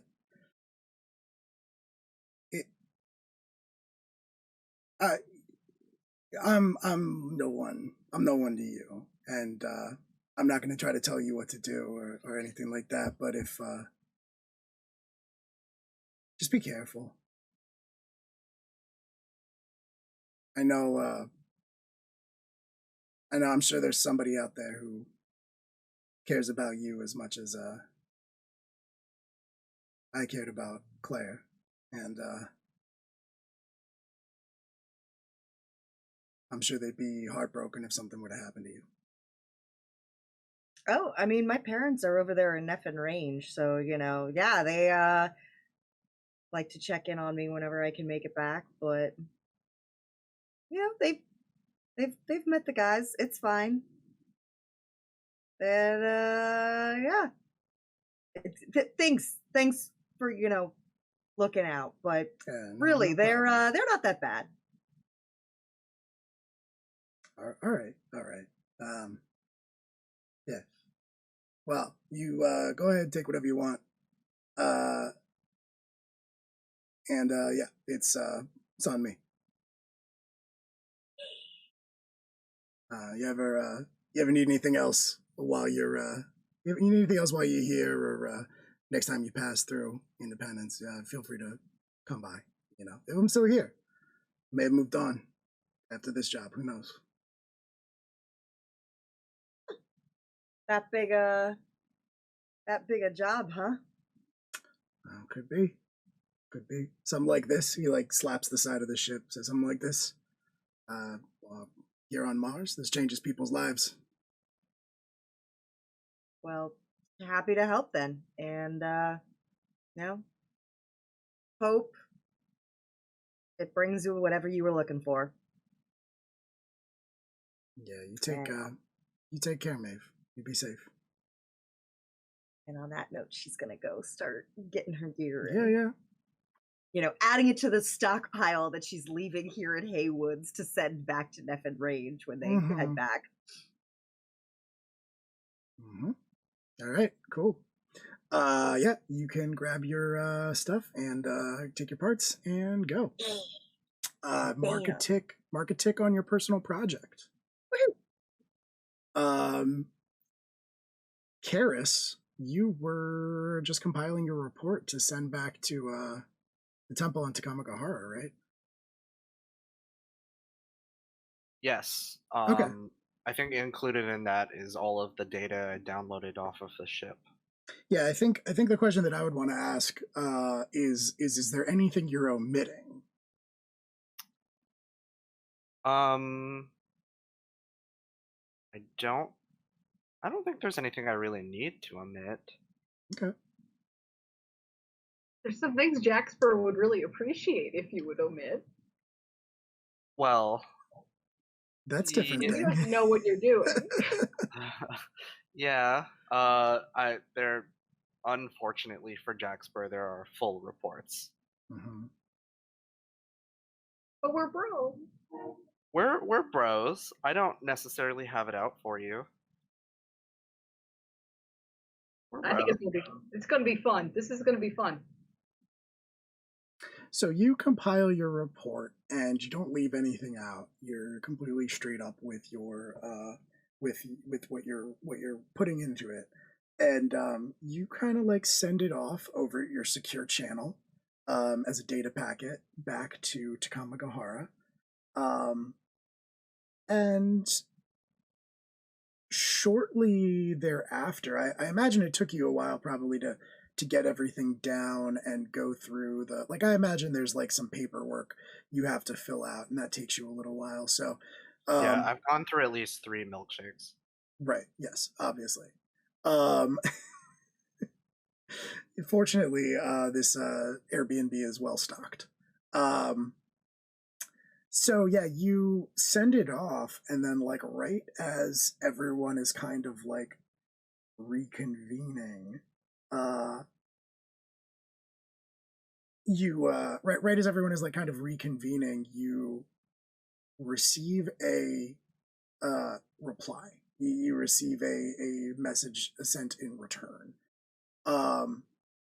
and as you are like getting ready to open it, I think I'm gonna say that Jaxper and Ellis walk in from they probably grabbed a bite to eat before going back to pick up the welcome wagon from the Machine Works. And so like they walk back in. You retrieved that from Andres, no problem. He charged you, but it, like I said, it was pretty low amount. Not that I want to interrupt that for like a whole scene or anything, but I did have the idea of like having the assistant drop it off for us or having another interaction with them, because I guess I would hope that they got a chance to look at it, given they seem so intrigued. Sure. I don't know if that's something that like Andres would have let them do, but like clearly they were fascinated by tech they hadn't seen yet. Yeah. I just didn't trust them with necessarily fixing it. No. I'm glad to do like a little aside for that. Like you guys grab like, you know, some food around burgers and then head back over. Exactly, yeah. And then you also 3 milkshakes. Also 3 milkshakes. You walk back into the machine works, kind of duck your head. I think at this point it's getting a little bit later, and the garage doors are kind of pulled down halfway. So you kind of have to like duck under to get into the machine works. There's no like you don't hear the sound of like welding or saws or anything like that. It's pretty quiet, but you can see that there's like a table where the laid out where the they don't appear to notice you at first, but the different the welcome wagon is laid out, broken down into its various components, and in a sort of like much more tender way than your interaction would have led you to believe. Andres is kind of like explaining each of them to the assistant and how they interact with one another. And they don't notice you at first, so I imagine you kind of just like stop, maybe like clear your throat and Right, yeah. yeah. They So, how's she looking? yeah, Andres like looks up at you, straightens up a little bit from where he was hunched over, and says, you know, it's not gonna break on you anytime soon. I'll tell you that much. Hope you don't mind me showing my assistant how it works. That's how it should be. We don't folks like us, we don't get many opportunities to see stuff like this anymore. You want to see her work? Oh shit, do we get to test fire it? Well, I gotta make sure Andres knows what he's doing, right? Yeah. He looks down at the assistant, who's just like mouth falls open. What do you say, boss? It's your place.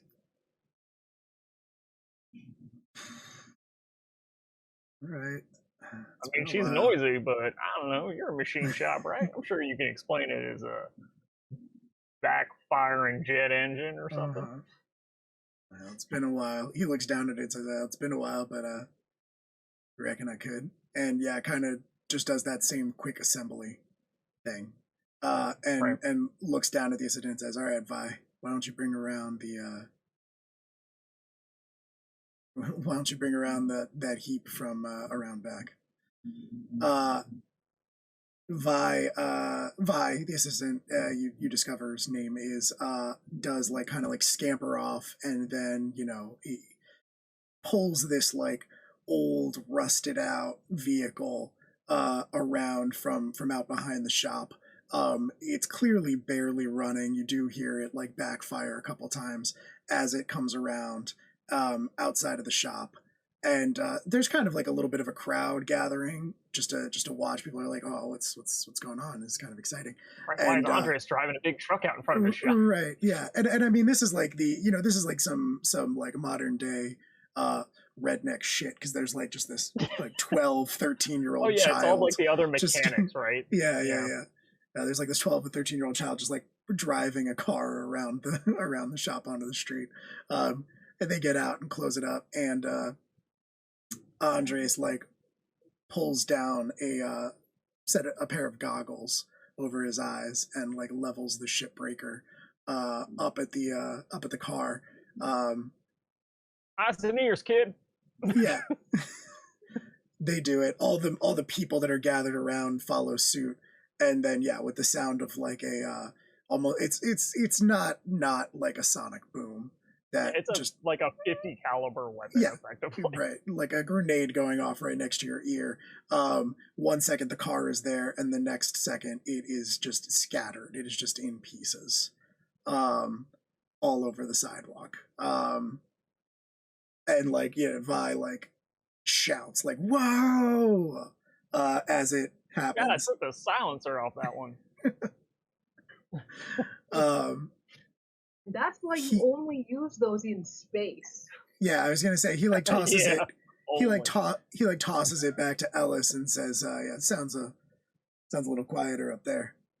Yeah, no, it still works. Like again, with like the fluid grace of someone who's done it as many times as Andre has, like pockets the carbine portion and like puts back the revolver. Like, well, thank you kindly. I hope everyone had fun and we didn't pierce anyone's eardrums. All right, now before the law has questions, I'll be getting out here. Yeah, he like pauses, like kind of has his arms crossed across his chest. He's not like he's obviously very strong, but he is not like, you know, in peak physical condition by any means or Right. anything like that, you know. But he looks at you and then kind of like looks over at Jaxper and says, "You two in town for long?" Few days at least. I don't know exactly where our plans are going. Apparently, we've got something lined up. We'll be here for a little while. You know, this is kind of a place for folks who got tired of being told what to do. Yeah, I've gotten that impression. Been to Mars a couple times. Don't mean to speculate, but I get the feeling that's the two of you as well. You could say that. I don't think either of us takes well to authority figures. Mm-hmm. If you're Accurate. I mean, if you know Gus,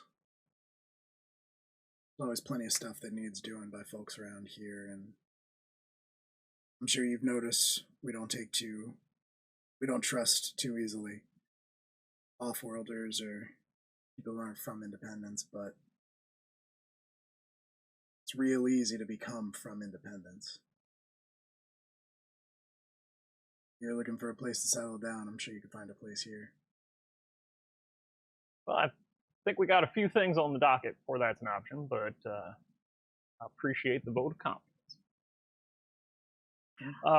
Make sure that they when he says that. Oh, sorry. Go ahead. No, I was gonna say, I just looking at how interested your young friend is. You know, you can make one of these out of some scrap parts. You might want to keep an eye on their bunk or other area. Okay, I'm just saying, like. No, you can never. It's terribly complicated. That's right. As far as many rare materials and exotic chemicals things. We can check under the, you know, in the between the mattress and the. Okay, all right. What was Jaxper gonna say? Jaxper is probably not going to say anything, but like when he says it's very easy to become from Independence, like you can see a complicated emotion happens on his expression. He sort of like that hits him in a certain way. All right.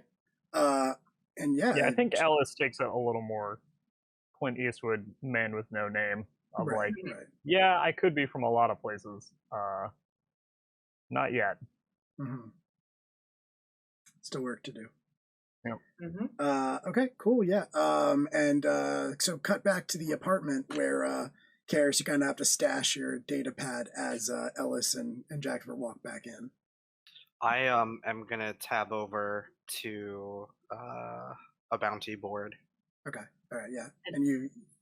But like last minute, where yeah, it looks like I'm, I don't know, watching Martian porn or something. Walking through the door. No, if you shoot it in space, it do not push you backward, Jax. There's a whole system in place for that.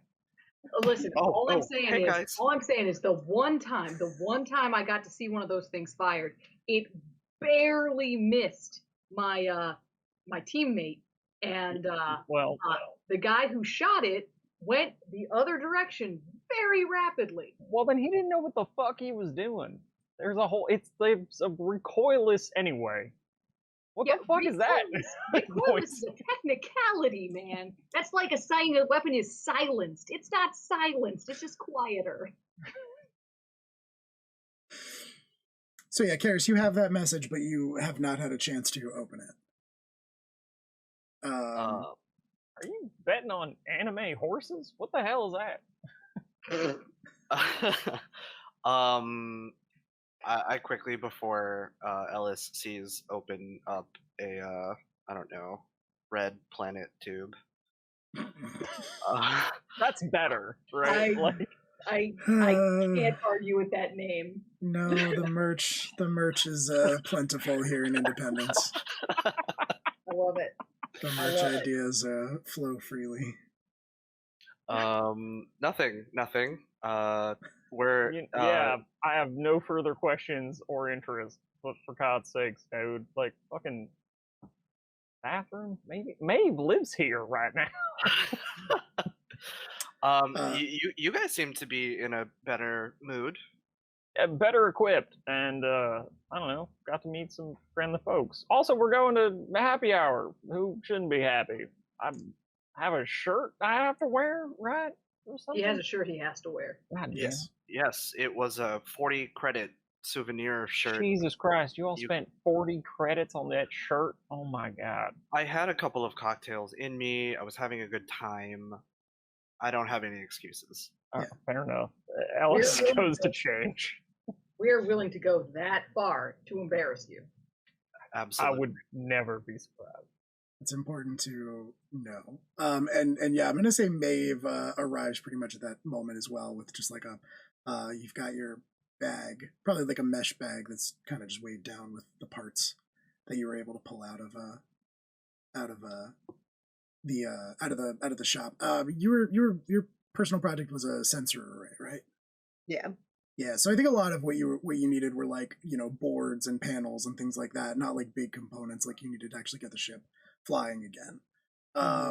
So yeah, it doesn't weigh you down too much, but you were able to find pretty much everything you needed to at least get started on the construction. And yeah, you guys start getting ready for your next hearing about your next job. At least you're getting ready to head back out to the Parrot Head. And on that note, let's take a 5-minute break and then come on back, pick it up from there. So thanks for watching. Stick with us. We will be back in about 5 minutes. We're just gonna get some water, some drinks, use the facilities. All right. And goodbye. All right, we are back. Thanks for hanging out with us. Thanks for sticking around. We're going to pick up right where we left off, which was with the crew heading for the Parrot Head, their local criminal contact. So technically criminal. Well, you don't know if Gus is a criminal or not, but that's true. Small business person. He is yes, exactly. What are criminals if not small business people? He's the local SBA representative. Creative entrepreneurship. Yes, he assists entrepreneurs. That's what his role is. So yeah, the Parrot Head is much the same as the last time you saw it, if not a little busier due to the time of day. The clientele once again ranges, but it's very clear, probably more clear this time than the last time you were here, that it's kind of a center for the community. There are people from all walks of life here just kind of hanging out, enjoying some drinks. Once again, the karaoke is bumping. Currently, no one is performing. Well, someone's probably performing when you first arrive, but, it's only Jimmy Buffett. So there are frequent breaks in between performances. But the option's always there if anyone wants to take it. There's neon signs. There's Hawaiian shirt prints everywhere. Drinks served in strangely shaped vessels like, coconuts, maybe a couple pineapples, etc., etc. And, the vibe is just immaculate. It's very laid back, very chill. Everybody's just having a great time. You walk in, the overhead, the music that Gus is normally piping in is a little bit quieter than when somebody's actively performing a song. So yeah, it's, the dulcet tones of James Buffett herald you as you enter, and you can see Gus behind the bar slinging drinks. Sidle on up to the bar. All right, all like 6'7" of him, threatening to burst out of the Hawaiian shirt he's wearing. And he spots all of you, gives you a nod. taps the bar like you should take a seat, and then makes his way over to you. He's already got drinks in his hands for all of you. They're frozen margaritas. They're delicious. How And he did just you kind know? of like, yeah, he's just kind of like got them all like massed together in his hands, and then he just like lays them out perfectly in front of you. Yes. Mhm. I'm gonna miss this place when we leave Mars. So how'd it go?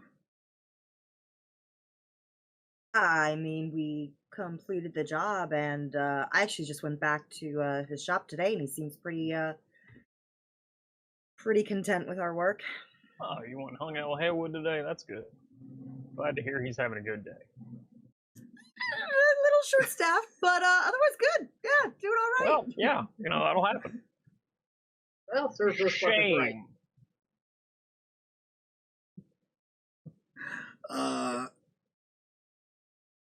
You all I'm glad it wasn't deadly. I know you mentioned it was more dangerous than you expected it to be.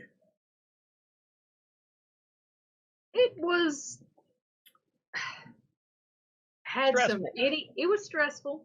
Had some idiots not tried to move in on the contract that we were already working, it would have been fine. Yeah, I suppose that was the biggest problem, wasn't it? Yeah. Too many cooks. In the kitchen. Well, there's a saying, never safe on Mars. As long That's as a none of the saying? cooks were Jesus. Ellis. That's a saying. That's a saying now. But speaking of never being safe on Mars, what's the next what's this big job that you dangled from a string? Yeah, it's gonna be up in the ante quite a bit. In terms of everything, danger, pay. Oh yeah. Notoriety. Oh yeah, this job pays. All right.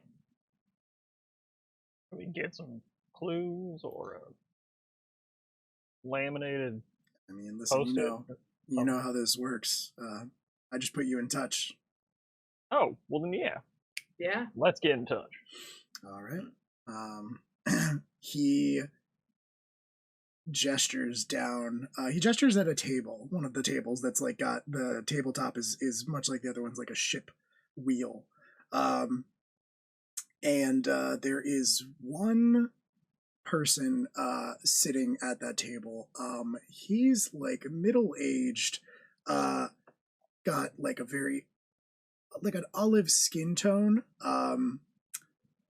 a little bit unobtrusive looking, and a little bit unlike the normal population of Independence. Very well manicured, appears very clean, but dressed very casually, very unobtrusively. However, you can tell that from the way that other people are interacting with him, that he is well known to everyone and well liked. Nobody has an unkind word to say. A lot of people stop and kind of like put their put their hand on his shoulder. They converse for a minute. He smiles politely and returns the small talk, and then they move along eventually. But nobody really sits down with him. But yeah, Gus points over at this gentleman, and says, that right there, that's Dr. Bouchard. He'd be your client if you're looking to take it up. Well, let's go talk to a doctor, I guess. He's sorry, go ahead. I'm just gonna run his face through some search functions. Yeah, Okay. same page. I'm like discreetly looking at my handheld too. Sure. All right, let's see. So for an infiltrator thing, I guess you both would just roll scope it out. Probably. Yeah. Okay. So yeah, roll calculating. Yeah, roll calculating.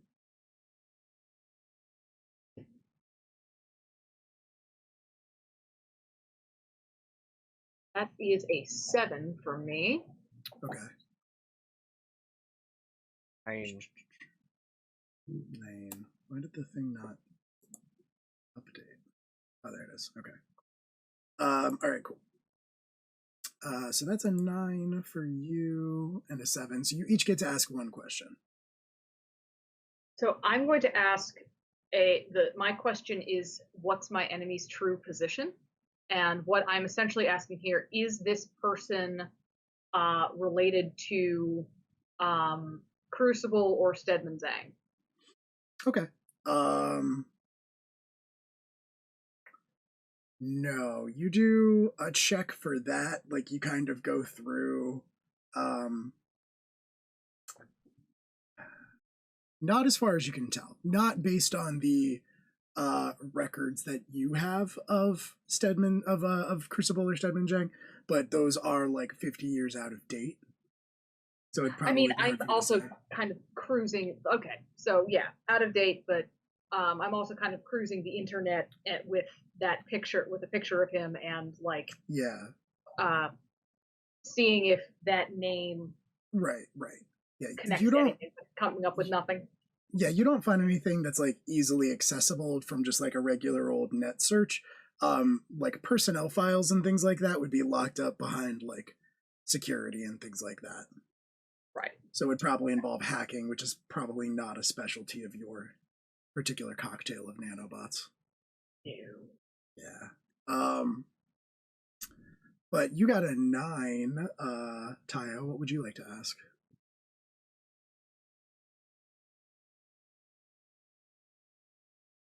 I am muted.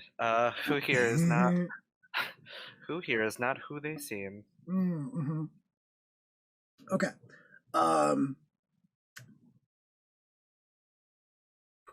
What you can find actually with your searches, most of it that comes back is from the community boards of independence.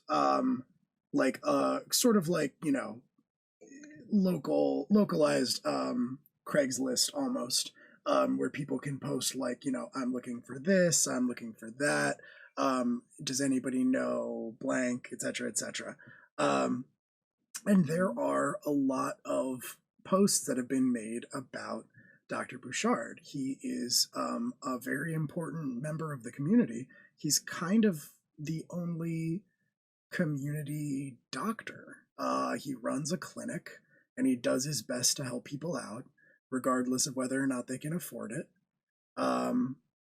You know, there's obviously a lot of acknowledging that he is often overwhelmed and not able to help everyone just because, you know, it's a whole city. But there's a lot of appreciation and a lot of warmth for him that you can find.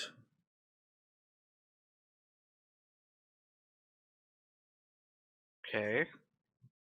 So it's not so much a question. I guess what you're finding out is that he is not what he seems, in the sense that he doesn't necessarily appear to be a pillar of the independence community, given what you've seen of other people, but it appears that he is. I wonder what they're coming to him for. Let's go find out. Oh, Yeah. let's find out. Okay, so you all are going to sit down with Dr. Bouchard? Oh, 1,000%. Maeve is like already on her Okay. way over to his table. Cool. He looks up as you approach and he says, you are the contractors that Gus spoke to me about? That's us. Lovely to meet you. Maeve Delaney. I'm Dr. Etienne Bouchard. It's lovely to meet your acquaintance. Please, have a seat. That makes Yeah, it down. I'll take a seat. Okay. All right. I am not in the habit of hiring people for, well, things like this. So excuse me, but Gus did warn you this is not without significant risk. He did. Yes, that was established. I see. We're still not quite sure what it is that has significant risk, though. Spit it out, Doc. He chuckles. I will get right to the point. I can tell that you are people of action. Listen, so I run a clinic here in Independence. This is a large community, and there is no medical system in place for people who need help.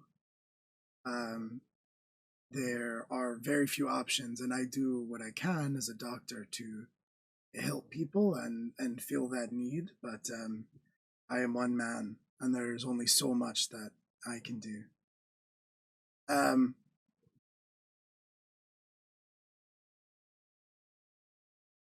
Here on Mars, as you've probably noticed, we are forced to look after ourselves and figured out what we can do to keep those we care about safe. We cannot ask any governments or larger bodies for aid. And that means that occasionally we have to operate outside of the constraints of polite society. It took me a long time to get used to that idea when I first came here, but I will speak plainly. There is currently a Crucible Technologies ship on its way out to the Jovian moons. It stopped here in Independence to refuel. A brief layover for basic maintenance, and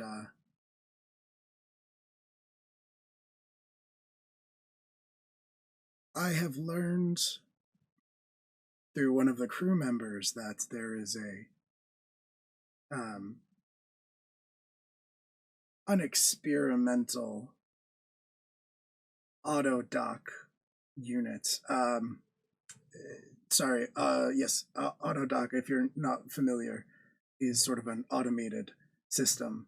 It can perform all kinds of medical procedures, largely unguided.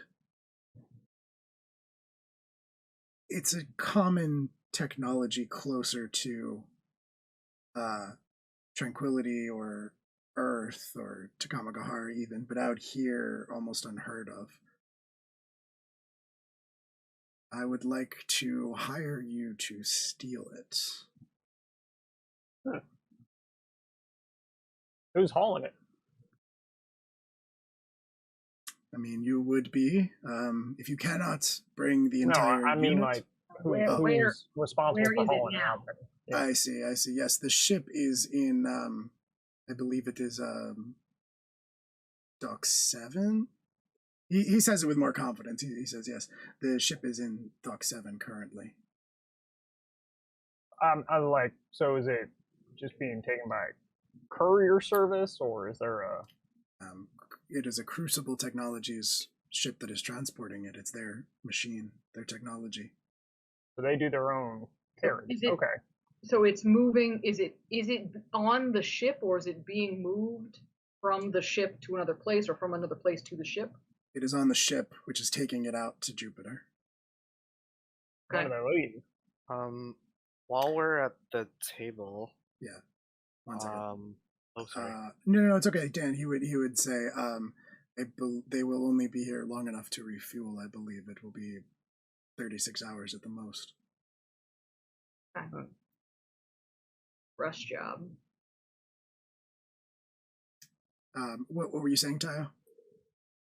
While I'm at the table, I want to, I guess, see if I can access like ship's logs for the port it's Okay. at.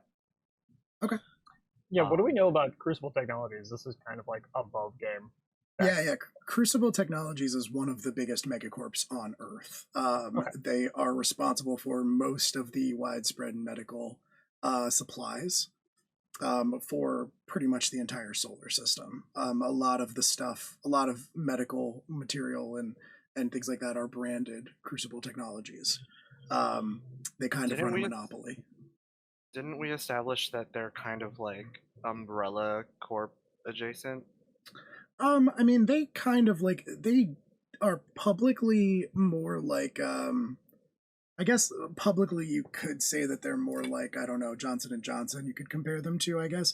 Like, you know, they produce like vaccines and things like that, but they also just make band-aids and stuff like that, you know. So that's kind of the public face of the company. But with every megacorp, you know, you also know that for every like public facing band-aid manufacturing operation, there are probably also like 50 clandestine, you know, experiments that the world will never learn about. So yeah. It's not that like they're not like Umbrella, but that's not the public face of the company. Okay. They're not known to be super. Right. But yeah, you can roll. I assume you'd be doing hacking and cracking.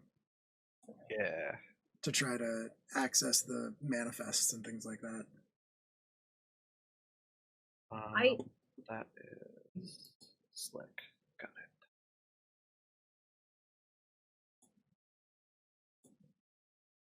it. At the mention of Crucible, those of you who sort of who are aware of Jaxper sort of would see his expression goes very blank, and then like goes right back into it. And I'm going to take a point to Storm.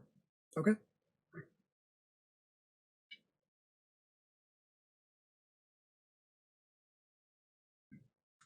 And Tayo, was that your roll? You got a 9? 9. Okay, cool. So yeah, you think you can do one thing from the hacking and cracking? It's no cakewalk, and you have to choose 2. It's going to take a while to get in. You'll have to trigger an alarm or alert someone in order to get what you want, or you'll have to leave traces of your incursion behind that incriminate you. Drats. Okay. We'll do. It's gonna take a while to get in, and I'll trigger an alarm. Okay. All right. Cool. So yeah, you are not immediately able to access that. I don't think it's a matter of security. I think the system is so old that you just can't get the data that you want remotely very easily. Like you're currently in the process of downloading it, but it's just taking forever.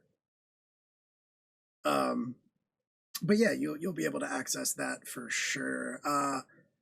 So he keeps talking and he says, they will not be here for more than 36 hours, I think. You understand. Sorry. Do you have a secure place for us to take this thing back to? Yes, that they're not going to find. If you bring it back to my clinic, I can disable it and do what must be done. But I will say that if you can, I will pay for you to bring me the unit. I will also pay less if you can bring me the data. That is the important part, the software database. I can recreate the tools and the structure if I must, but the data is the important part.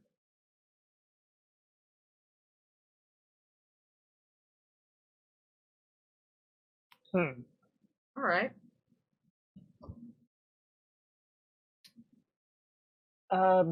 So yeah, as a megacorp, I guess the question too would be what we know about like their level of security on an average ship? Because that was kind of what Ellis was asking, as far as like someone shipping it out to Jupiter, they're Mhm. taking it themselves. That might be regular or not. I don't know.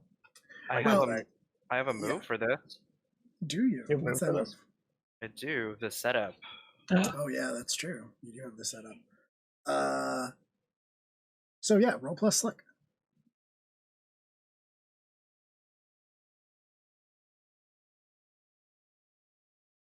$13. Nice. You get to ask 3 questions. Nice.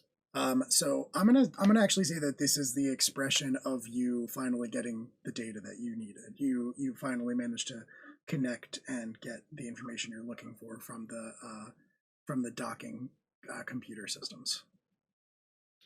I would like to ask, what are they on the lookout for? Sure. Where are their defenses and security strong, and where are they weak? Okay. The defenses and security where they are weak is probably that this is just a layover essentially, and this is a secret transport. Like this is an experimental this is an experimental unit that is not widely known about. It would be like top secret within corp intelligence. So no one knows it's here, basically. Right, exactly. The doctor told you that he learned about it from one of the crew members. But you can probably anticipate that they wouldn't expect a heist with such a small window turnaround while they're just refueling. Where their defenses and security are strong would probably be just that they are transporting it themselves, so they would probably will not be like, just the delivery crew. There will probably be some level of security, people who are armed, people who know what they're doing, just in the event that something like this does come to pass. It's most of the megacorps maintain their own like private armies, essentially. Just of security personnel. And you said, what are they on the lookout for, right? Yes. Yeah, okay. What they would be on the lookout for would be probably just Martians, honestly. Like Mars has a reputation. It's the stereotype of Mars is that everyone who lives there is a criminal. So anyone who is in Independence or like a local quote unquote will probably just raise alarms and suspicion just by virtue of being here. That's right. No one should trust Maeve. She's incredibly dangerous. Said it was a That's stereotype. right. Maeve is the shady one on this ship as the resident Martian. Remains to be seen. So Jaxper is going to like take. I think is going to like take Ellis aside for a second and say, well, we gotta talk real quick. So You look unusually pallid, my friend. yeah. So I told you I wasn't gonna tell you the people who did all of this. You did mention the not mentioning it. I did mention that not mentioning thing. I'm didn't think we were going to be stealing from them in less than 6 hours.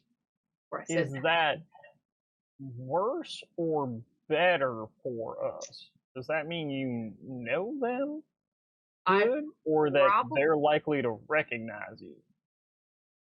These people are unlikely to recognize me. All right. But someone could, and it means that I'm gonna have to suppress a lot of the stuff that makes me helpful. All right. I mean, none of us know what the hell's going on there, Jax. That's going to be a you call. Is this a good job or a bad job for you? Do you need to drive getaway? Do you need to go in disguise? Are we putting a Nixon mask on you? I don't know what's going on. Nixon mask would be funny. I'm just saying this job is Complicated. I got that part. This job is complicated. Is I don't think it's a bad job. I think it could still be a good job. I'm just saying that I should not be. You're not running point on this one, maybe? Yeah. All right. Yeah. Okay. All right. Because there's a.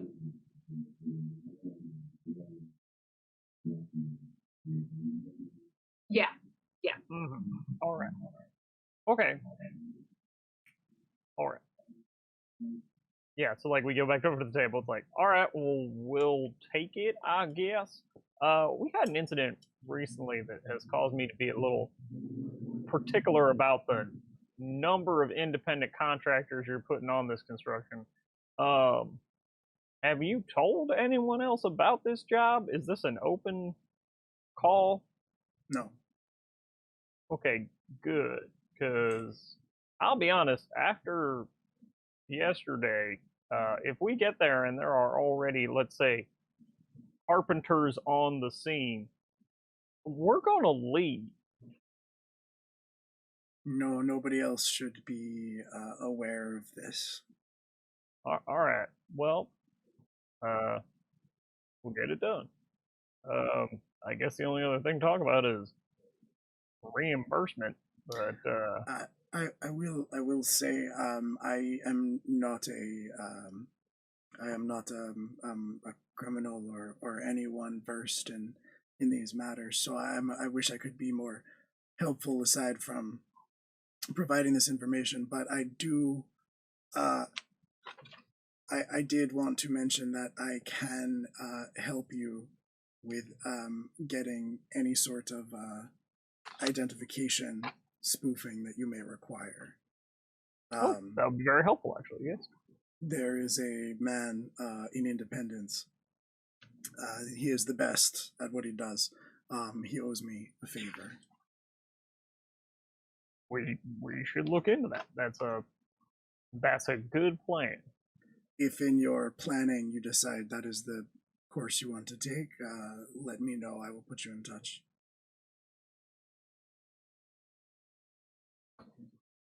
Spoofed identity. Gee, wouldn't know anything about that. Everyone in this ship only has the one name. Yeah, nobody on this ship. Easily traceable name where you can actually find like their exact place of birth and their known living relatives. Because it would be silly to just like not be honest with each other. Foolish. Our shipmates. Hey, I paid people that we know. I paid a lot of money to get the Simkovich family on Taka 2 to tell people that I was their kid.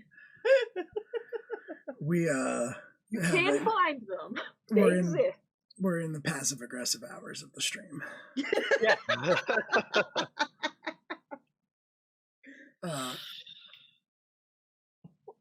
But yeah, Dr. Bouchard says, I cannot emphasize enough to you that the difference that this could make in a place like Independence.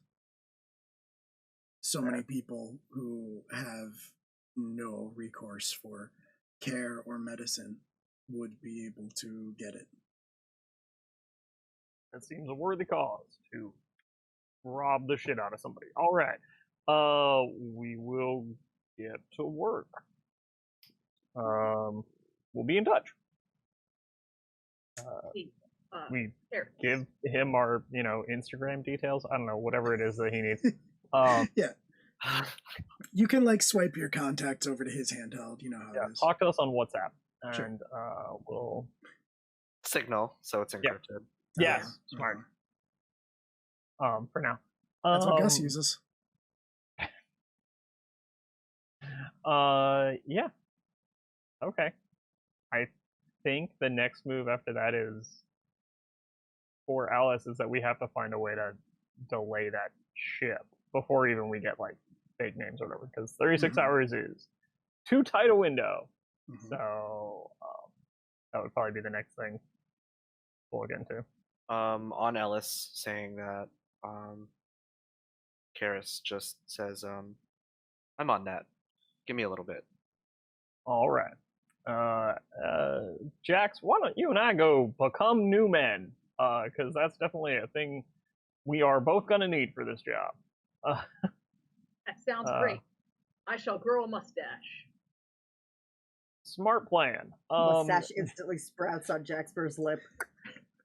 Nanobot's got a little too helpful. I cannot grow facial hair. It is a problem. Yeah, and then I guess Maeve, like, we need someone to make sure that our truck can carry an auto dock. What is it, like the size of an ATM or something? I don't know how big this thing is. No, it's about the size of a room.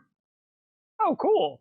Yeah, So, like a small not room, movable. but like, well, it is so it's kind of like yeah, it's kind of like We're supposed to steal a shipping cart. Yeah, I guess container. it's more like the size of like we'll say like a bathroom, like a small bathroom. Yeah, still not truckable. You could probably truck it. It would just be. It wouldn't fit in the bed, but I don't think our truck It is. wouldn't fit in a pickup truck, but it would right. fit in like an 18-wheeler. Yeah, it would fit in a ship's container. It is probably, we'll say it's about the dimensions of a shipping container, but it is like not nearly as long, essentially.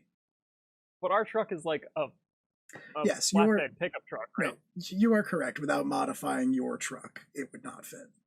Okay. So He didn't then, say we couldn't bring it back in pieces. that's multiple trips. That's, Technically, he said you didn't have to bring it back at all. He yeah, just needs the data is the software. primary, but more money if we get the whole thing.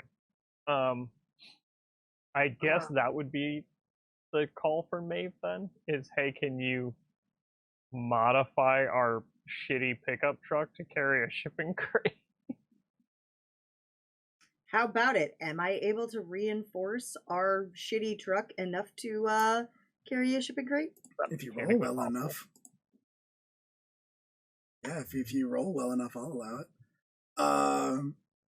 Actually, Flirt with Haywood. It's not flirting. I Yeah, I remind don't- him of his daughter. I don't think Well- the flirting would work. But I will say, I think we It would is make. being helpful around the Yeah. shop and being the daughter that he apparently no longer has.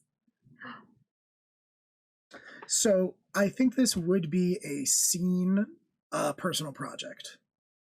Okay. So I'm gonna make it a 3-tick scene clock personal project. And I think you are going to need I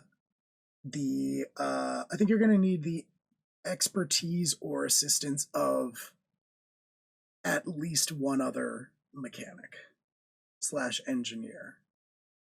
You're not going to be able to do it by yourself, and you're going to need access to facilities. Okay. Yep. So that's something that you'll have to work on. And Okay. is even more reason why the others will have to delay the takeoff, because it's going to take you a while to modify that vehicle for pickup. Ooh. Cool. Yeah. I mean, the obvious answer is that, yeah, I would probably try to rope in Haywood for that. That would be an option. I didn't specify who you got because I wanted to give you options, but there's not one person that you have to go to. It's up to you. I mean, I have a relationship with him at this point, so Yeah. he seems more likely to humor me For sure. as opposed to rando that I just like look up in the phone book. Yes. Or agree as with opposed to that. having to pay someone. I can just keep paying him in work because he's short staffed. He is short staffed. Okay. Hey, So that's don't cool. hire villainous scrappers. Yeah. You'll have more staff. Didn't So- you hear? All Martians are criminals. It's true. So Maeve is going to be working on this project to get the. We're the villainous scrappers. That's us. That's us. So Maeve is going to be working on this personal project to get Yeah. the truck set up as your getaway vehicle. Ellis and Jaxper are going to be getting new identities. Or Mhm. yeah, whatever we need, spoofing materials, I guess. Yeah, Yeah. so essentially the way it would work is like you're not necessarily going to be changing your faces, although you can do that if you want to. But this would be that like your the credentials that you present when people like scan your handheld or whatever, they come Yeah, up exactly. as The you idea all being that we're currently. going to become 4 dock workers, Exactly, or so we have more whatever, access to the ship. Yep. right? Or whoever Well, that you was my want to plan. be. Yeah. I didn't figure that we should spoof Crucible employee credentials. That seems bad, especially given they're a ship, which means there's probably only like 30 people on there, and they're going to know who they are. Dock Mhm. workers makes more sense to me. So, Oh, go ahead. as they leave, Karis, you're going to get a message to your phone from Jaxper that just says, probably going to need you to integrate with me on this one. Ooh. Oh. Whew. Well, that's a thing that you did last time. Well, that's a thing you did tried to. recently. No, I know. That's a thing that Karis did recently. It didn't go great. No. It was not an enjoyable experience. Poorly. He tried without my knowledge. Yeah, yeah. Yeah, It's true. there's that. Yeah. Okay. I will respond. That that is a thing that it looks like we will have to do at a later point in time. Let me gather a little bit of intel first. And then on that out loud, I think I'm just going to let everybody know that I am going to try to make my way to the dock solo and see if I can pilfer like dock worker suits or something for us to put on to make our presence there a little bit more convincing. Okay. Do not get caught. Get me any data you can on the type of ship it is. Noted. But yeah, all right. Okay. I also think that like you guys look away and then look back to where I was sitting and I'm gone. Like Batman. Just like Smoke Batman. Space Batman. Okay. All right. So Jaxper and Ellis then I assume are going to be contacting at some point are going to be contacting the doctor. The contact. Yeah. Mm-hmm. And getting that contact information from him. And I'll just say that you hit him up and he gives it back to you. It includes an address to go to in Independence, and he tells you to he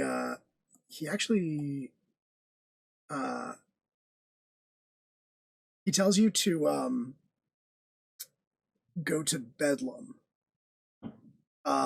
which you would be able to discern is like a like debaucherous club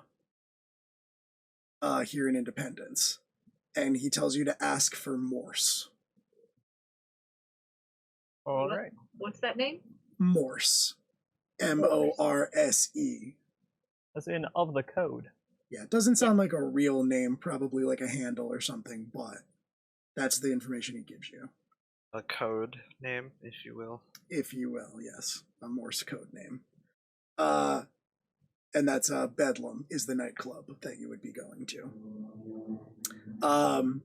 So you two have that lead to follow up on. Karis, what are you doing? Because you mentioned that you'd be able to buy them more time. What's your plan for that?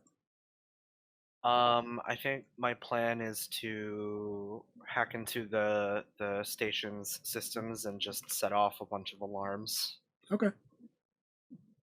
Okay, that sounds good to me. You didn't fail your hacking and cracking roll.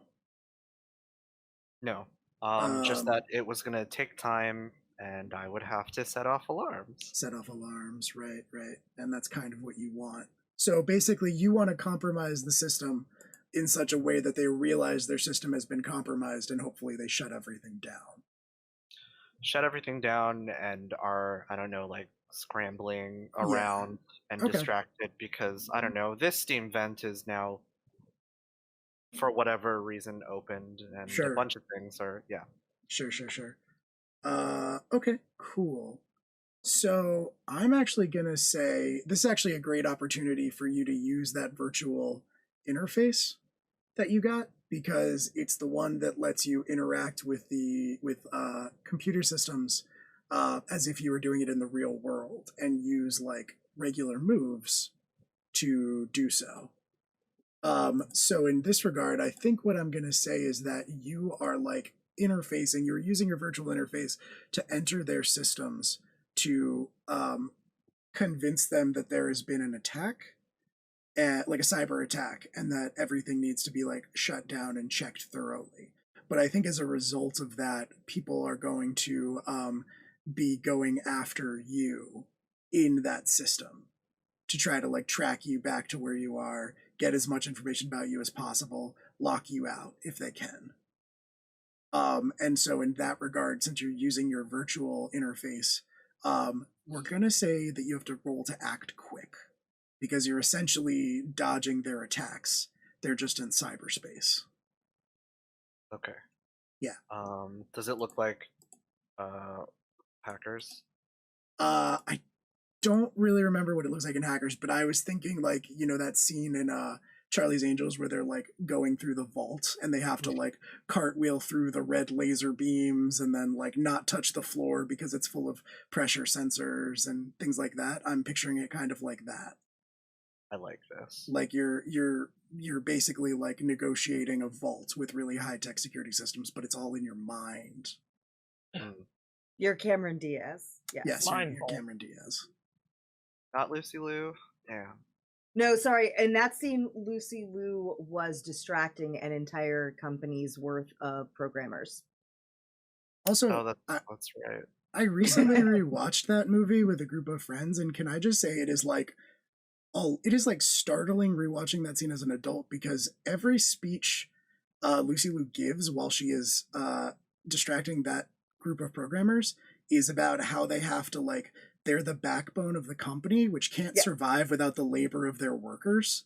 And they need to rise up and overthrow their corporate overlords and make them realize that there is no company without the labor that they provide. Yeah, and there are like these big red banners in the background. It is like somebody knew what they were doing, and it's. I just recently watched the Josie and the Pussycats movie for the first time, which is a classic. Yeah, it fantastic. It also features a surprising amount of anti-capitalism. Like it is very clearly a satire and pastiche of the entire concept of selling music. Joke, is basically all of that product placement as like part of the joke. Mm-hmm. It's the most product placement I've ever seen in a movie, and that's so obvious what they're doing. It's pretty great. Okay. Also, that soundtrack of Josie and the Pussycats, phenomenal. So unmatched in our time. So, Tayo, was that an 8 for Act Quick? Yes. Okay. I'm gonna say so you have to choose one. You're off balanced or rushed and you have disadvantage going forward. You've left something behind and I will tell you what. Or you are pushed to your limits with the effort and suffer 1 stress. I will take a stress. Okay. So it takes a lot out of you, and you have a like killer headache afterwards. But yeah, they do not manage to catch you. They're like, they do not manage to like catch you in their systems doing what you do. And yeah, you set off all kinds of alarms like you were intending to, which just lock down in a security protocol. You breach their like last line of security, and it is the one that when it detects that it's been breached, it just shuts everything down. So they will have to bring it back online, and then they will have to make sure that it's safe. And almost immediately, word goes out. You all do not receive this message because you have not docked a ship here. But I think, Tayo, while you're in their systems, you can see the automated messages flying past you in cyberspace that say all ships locked down until further notice. No docking or leaving the planet. I'll then send messages to everybody else's handhelds, and it just says, "Got us some time." Cool. And while you are doing all of this, you still have that reply you received from Takamagahara that you didn't get the chance to look at when you got walked in on. Ooh, okay, so I don't know. I duck into an ice cream shop and casually read it on my Okay. handheld. All While right. double One of the fisting 2 different milkshakes. listen. Yeah. There's a chain of milkshakes here on Mars. There's like one on every block, essentially. But yeah, you can do that, and you manage to open. You finally get a chance to open that message and scan it. Like most of the communiques you receive back from Takamagahara, it's like very short and to the point. But this one basically says, Intel suggests an opportunity at your current coordinates. Retrieve, locate, it says locate Crucible Technologies vehicle at Dock 7. Retrieve all information relating to Project Caduceus. Ooh. Conflicting masters. Yeah, and that seems like a very good place to end our session today. We are going to wrap up a little bit earlier today, but that's fine. We'll pick up in 2 Sundays with the heist, our group's first heist. It's very Woo-hoo! exciting. They're going to do a crime. We're gonna do a robbery. You are. All right, cool. Well, thank you to everyone who tuned in, who watched the stream today. If you donated, if you followed us, if you just chatted with us, thanks so much. Like I said, we will be back in 2 Sundays. Next Sunday will be the triumphant return of our other ongoing campaign, Pulp Diction, which is a playthrough of the Call of Cthulhu Two-Headed Serpent campaign. It's been on pause for a while because of life reasons, but it will be back, so definitely check that out. It benefits the same cause this one does, and it's also a great cast and a great game. Yeah, thank you all again. I hope you liked what you saw. If you want to keep up with us, if you want to follow the schedule, you can join the Discord server that we have. You can follow us on Twitter at LFT Apocalypse. And yeah, with that note, we will go ahead and end things for the day. So thanks once again. We have been live from the Apocalypse.